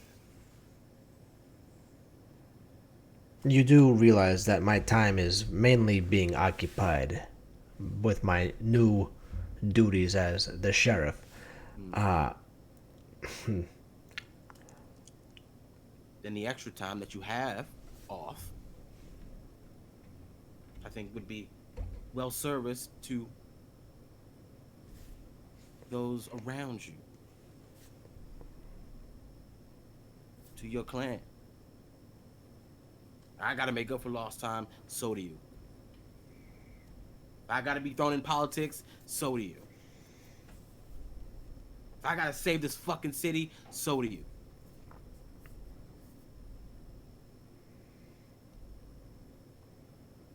That's the thing, Maxie.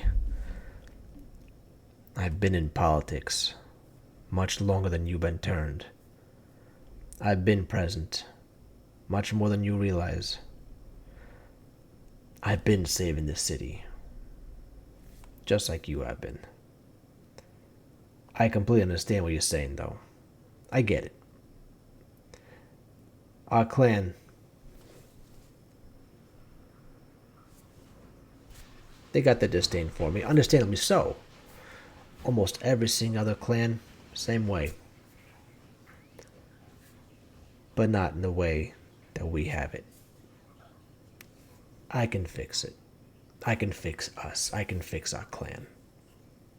Yeah, it's gonna take work. It's gonna take time.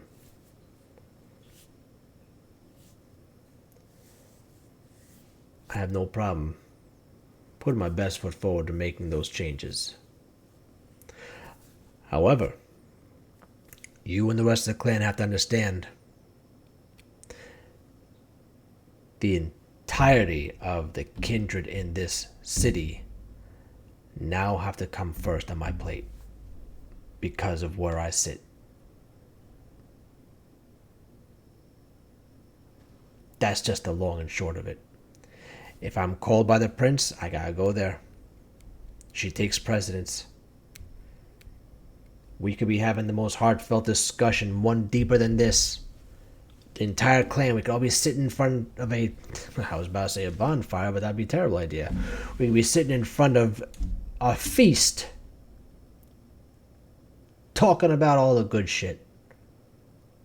Getting real dirt and deep and heart with it.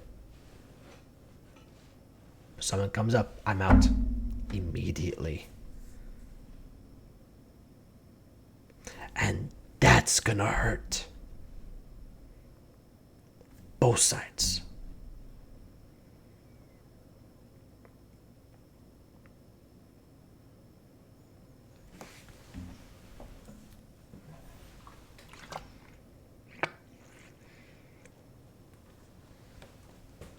The fact that you'll be there at all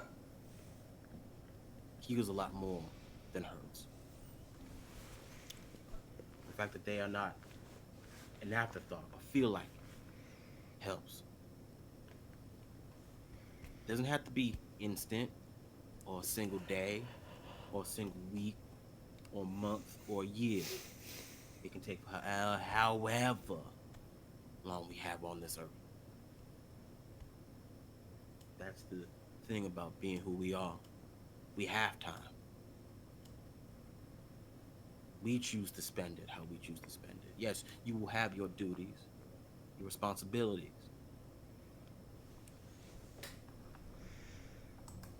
But you're not doing any favors by just turning your back on people,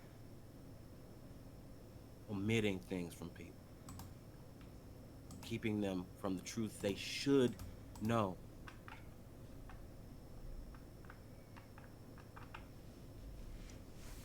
It's all about choice and perspective.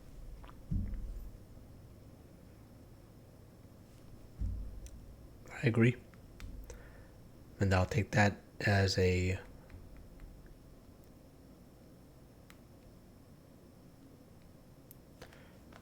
book, a page from your book that I will imprint onto my heart as we go forward.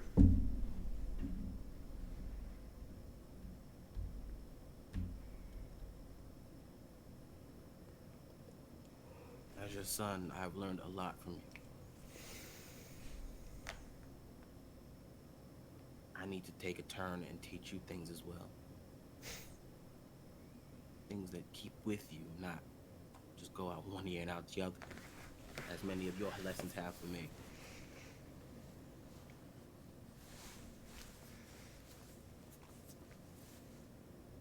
In time. In time.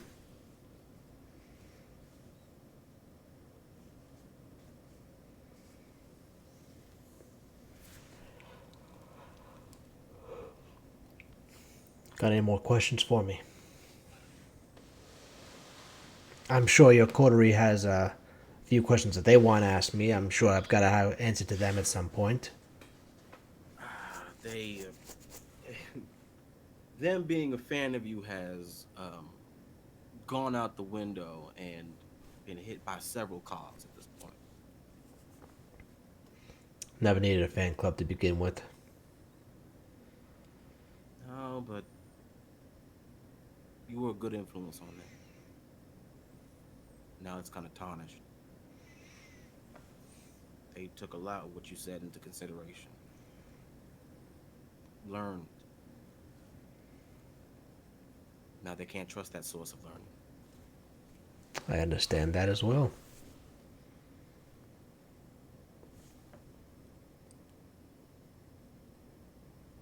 I think I needed to learn this truth, honestly. I knew every vampire, every sire's not sweet clean. After all, we are monsters, but learning the truth, I think, was necessary. I'm very happy that I learned. I don't hate you,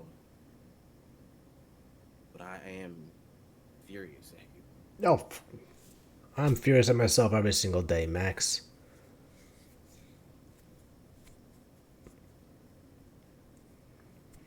I'd much rather have your fury than your discontent.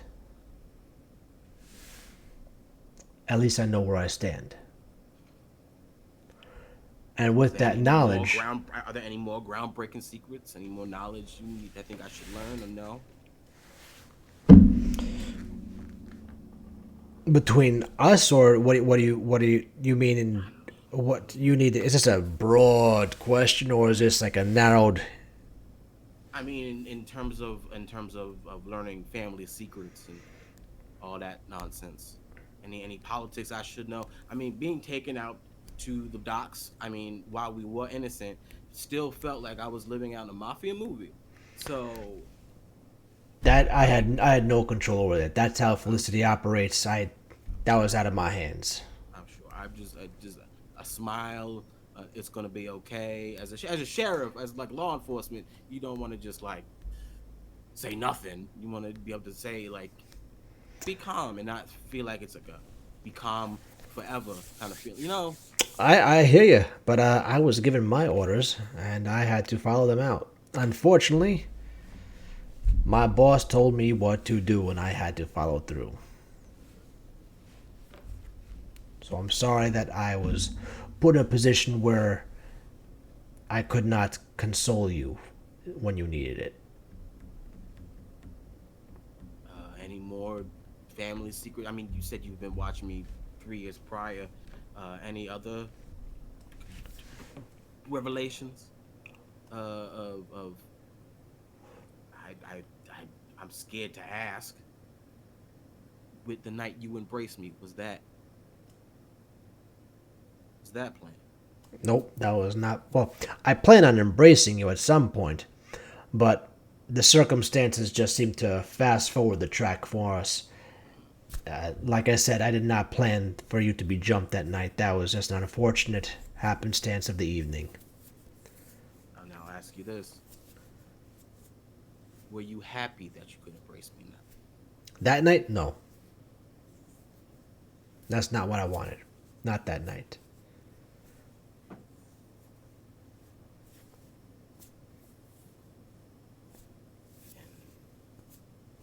I think that's all I need to ask. You mind if I ask you a few questions? From me to you. This is not the prince talking at all, what I'm about to say, as much as it's going to sound like it. Okay.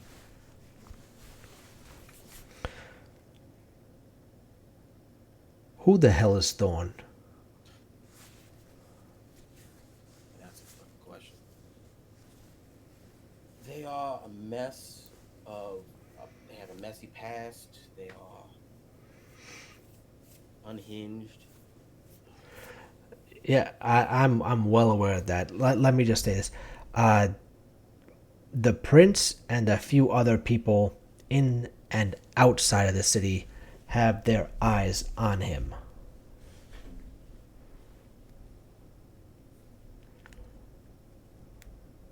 Something does not add up with this kindred. There is no documentation, we could say, about him being here. He just appeared. We don't know from where. We don't know who his sire is. The old prince did not welcome him into the city. Many avenues that go through for any kindred were not followed. We know who Aubrey's sire is. He's that jack-off. We all know him. We all know Aubrey. The entire world knows Aubrey. We all know you. The world kind of knows you too.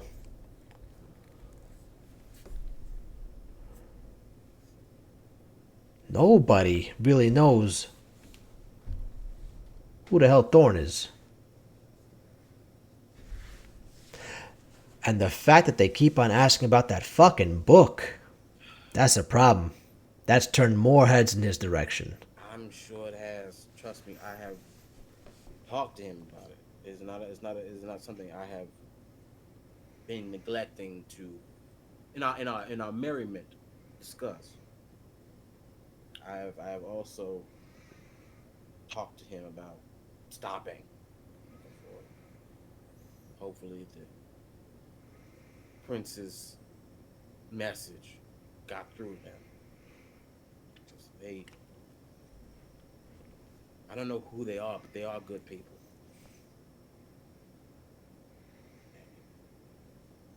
I don't know what they've been through, but they've been through some shit. Ironically, they are like how you mentioned, twisted by their past.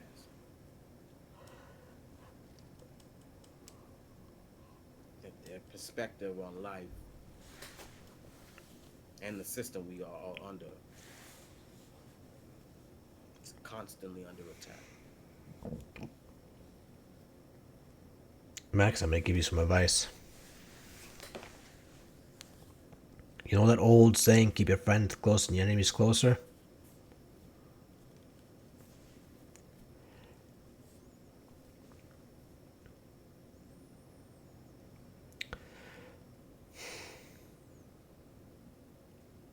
keeping your enemies closer can also be a death warrant. If he is who we are searching for,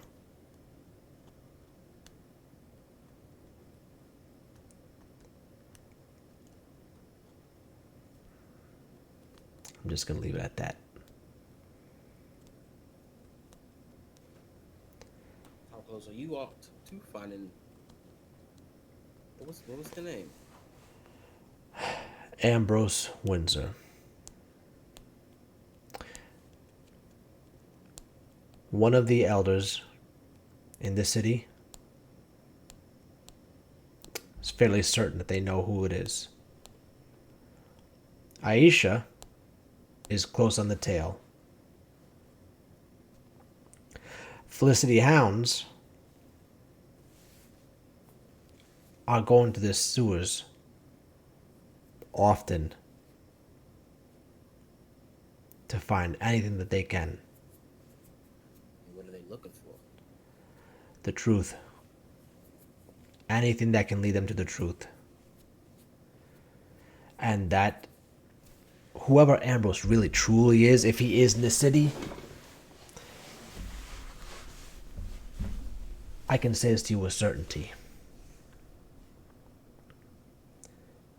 It won't be long at all now.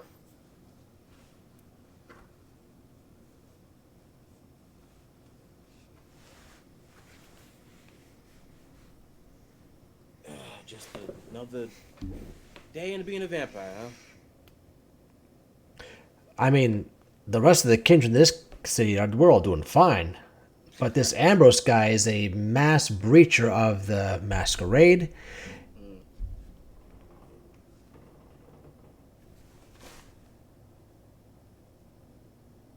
I think they hear you.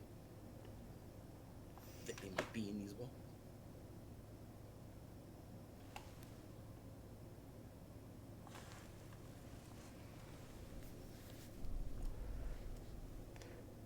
To them skittering in the walls.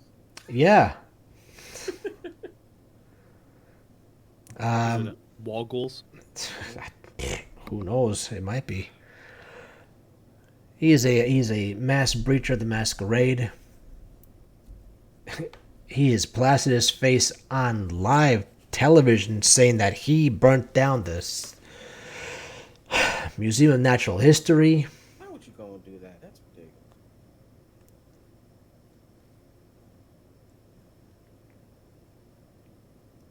There's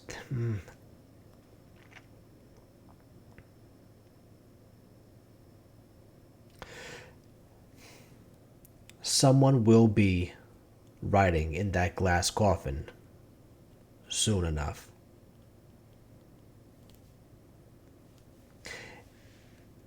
And if your buddy Thorn turns out to be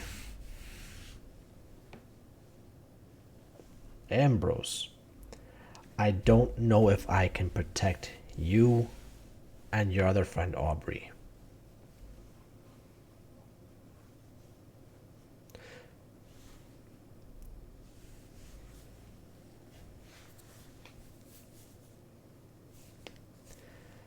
I don't know how either.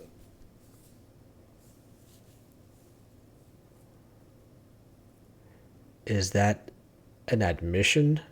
No. No, sir. Okay. Just a note of I've seen what Aisha can do. I've seen how scared of that coffin you were.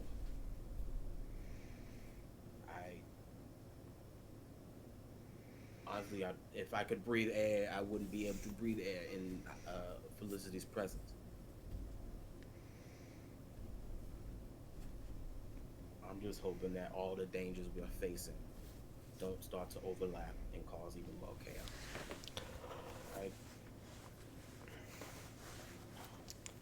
For me, personally, this Ambrose guy, he's the bottom tier of my problems. I could care less. Let this guy run around what the hell he's doing. Least of my problems. I'm more concerned about the Macaulay. That is the prime concern in my mind. Hey, as someone who saw it, I understood. Somewhere in there on the line is the harvester. I'm concerned, but I'm not really concerned. I mean, the man took over the previous and made him insane. I mean, that's pretty big, don't you think? But he He's a showed his bad hand. prince. He showed his hand. He showed his hand, Max. I mean, Come that, on. that just shows you how powerful the hand is. He just shows his hand and disappears like that. No sign, no nothing. Just muhahas into the night. You've also got to understand how weak-minded our last prince was. That guy was a fucking... He was nuttier than squirrel shit. Yes, you're correct. But he still took over a prince. A prince that was halfway into the loony bin. But he still took over a prince. You put Dubois in a very high pedestal. I mean, that's the ranking system we have in the city, right? No one challenged him for over 100 years. That's the fault of all of us. I mean, there's a reason he was on the top for so long. So I do put him on a pedestal because he's earned it. I mean, he may not have been as powerful, but he was still there. So he must have been doing something right. And by him, I mean the harvester, for who knows how long. So to take 100 years, and then suddenly show your hand once and then disappear? No. I'm not just gonna say he's gone. That's it. That just makes it scarier. Just to me. Macaulay, I can see. Macaulay, I've seen. I've seen that clutch of eggs. I know that there's more of them. I don't know how many there are for him and his. I know nothing about the oblivion of where the fuck he's from. And the fact that he showed him his hand so readily, so quickly. We fought us for a while. Shot minions at us. Which I have to say, the fact that I had to use fire to stop them was scary. It was fucked up. It's one of the worst experiences of my life. Unlife, whatever. So to just put him on the back burner is kind of, I mean, I get it from a strategic standpoint, but just to mindset wise, it's still dangerous.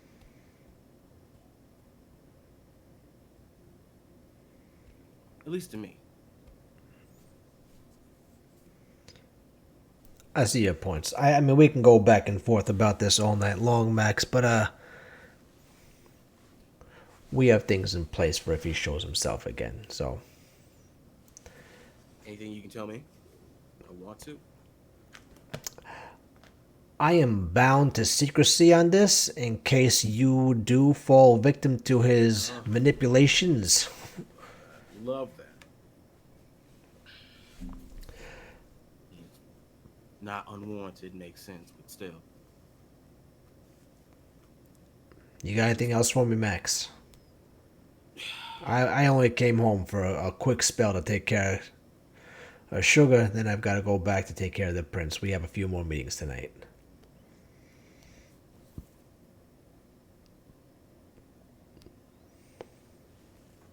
Let me ask you this.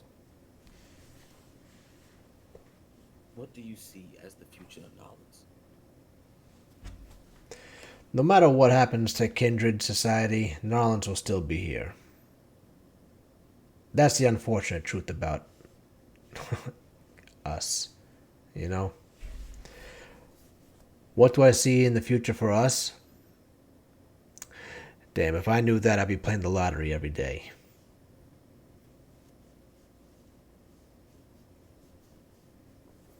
We gotta take what we got, my friend.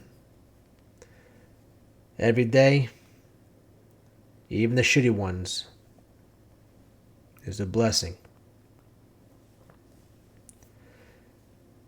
We may have to feed on mortals to survive. We may not be able to look at the sun directly anymore. But here we are. Alive.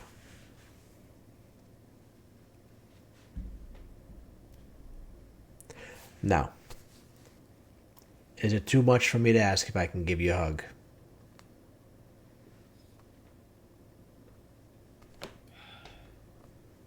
I'm fine with the handshake.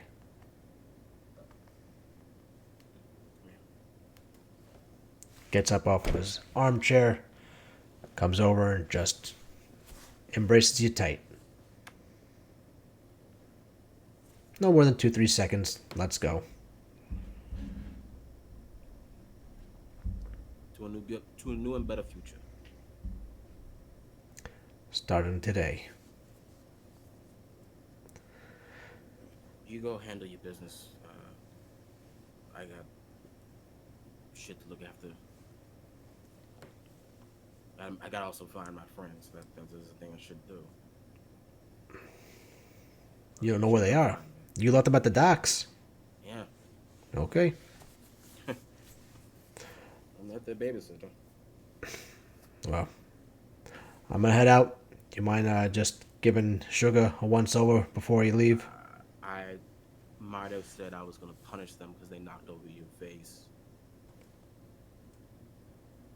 That's not my vase. Huh? What do you mean? And he leans over and picks it. He goes,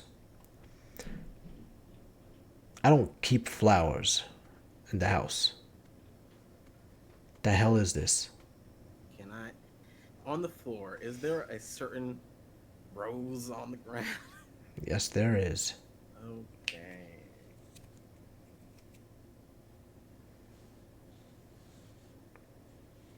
I mean, it's hard to hide from your father that you know something. So when he does see the flower, he does the traditional poke of the inner cheek.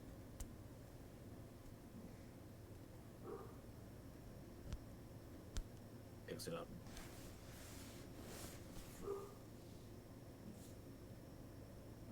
Oh, hold on one second. The dog is barking and everyone's asleep. Hold on. Ah! Hi, everybody! Ah! They've been in here. Those bitches. So they just go where they want. Who the fuck Yeah, are just these? go where they want. Who do they think they are? Mm.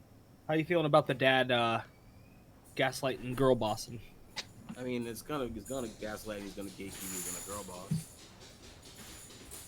But I'm sure you noticed that Max is recognizing it. Oh yeah. Calling him out in the shit. Love it. Okay. Sorry about that. And Max picks up the flower, spins it.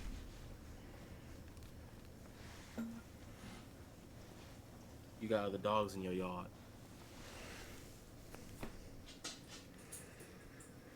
What do you mean? Holds the flower out. I didn't deliver this. I didn't mail you this. But it was sitting in your house, and I'm the same. Someone's been in here without permission. And I've seen this thing many times around the city. This rose. Does it symbolize something? Like, is it a mark? Am I fucking dead? I don't know. I don't know. All I know is that it's can't be good. All right, wonderful. So add it to the meal, I guess. Whoa. Flashback. Okay.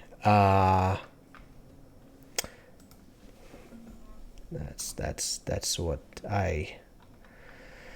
Okay.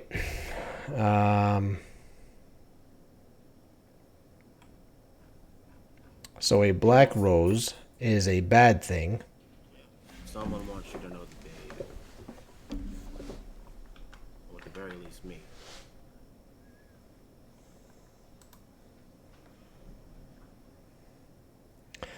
Okay. I don't know who it is, but they pissed me the fuck off. Or are they? All right.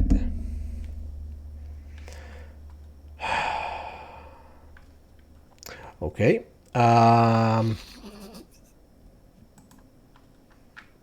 Okay. All right. I'm gonna go and just take this rose and bring it to the prince and let them know that there's a renegade. Loris? I guess if you don't know more about that, yeah, there's a. I don't fucking know what to say. Yes, call it an ill omen, I suppose. It's like that thing in Pirates of the Caribbean, the black spot, huh? Yes. Okay. Well, this has been an eventful evening. Yes, it has. I'm gonna go take care of this shit now. You don't worry about Sugar. You leave with me. Sugar will be fine.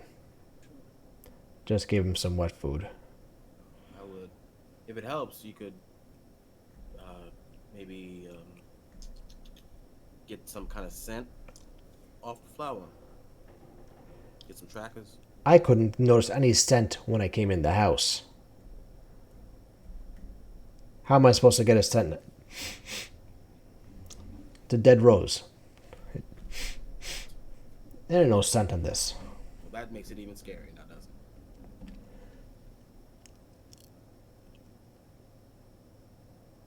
it? Okay.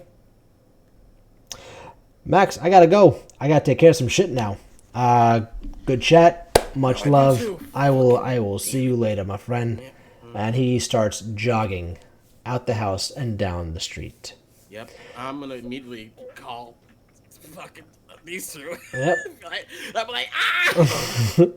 And with that, we are going to end tonight's episode of Darkness Over New Orleans.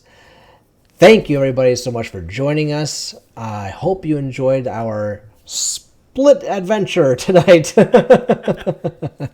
Let's go ahead and do our dance break. Someone was in my dad's house, and there is no smell. It's even worse than a smell. All right. Well, let's do our outros, and let's start with Thaddeus. Don't do that. I've been chilling. I've been calm. All right, this evening I've been Oscar the Grouch in the sewer, and I'm looking to get out. Aubrey Valentine, you can catch me every week on Thursdays. Enjoy your evening. Robin. I don't know what you're talking about. I had a great time in the sewers. And, oh my God, what an ending. Okay, I'm Robin the God. You can find me in, places. TikTok, Instagram, Twitter. I'll see you guys next week. Thank you for watching. Christian.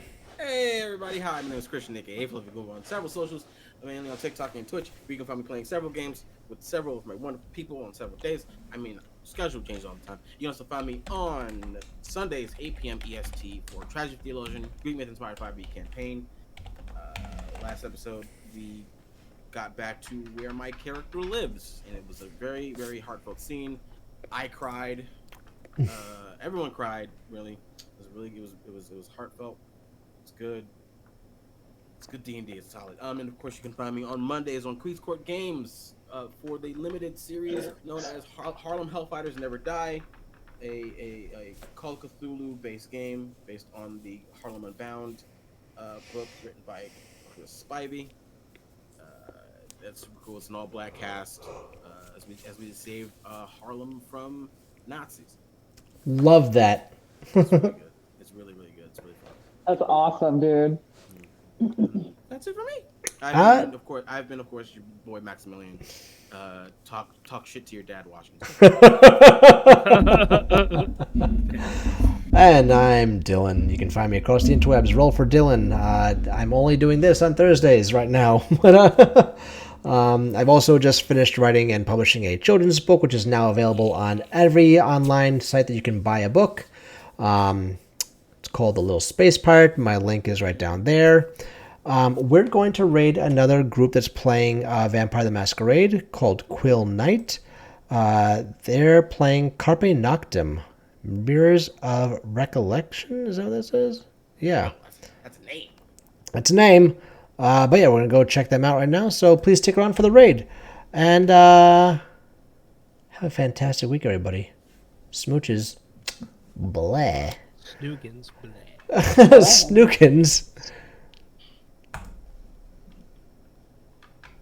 And then end here. And then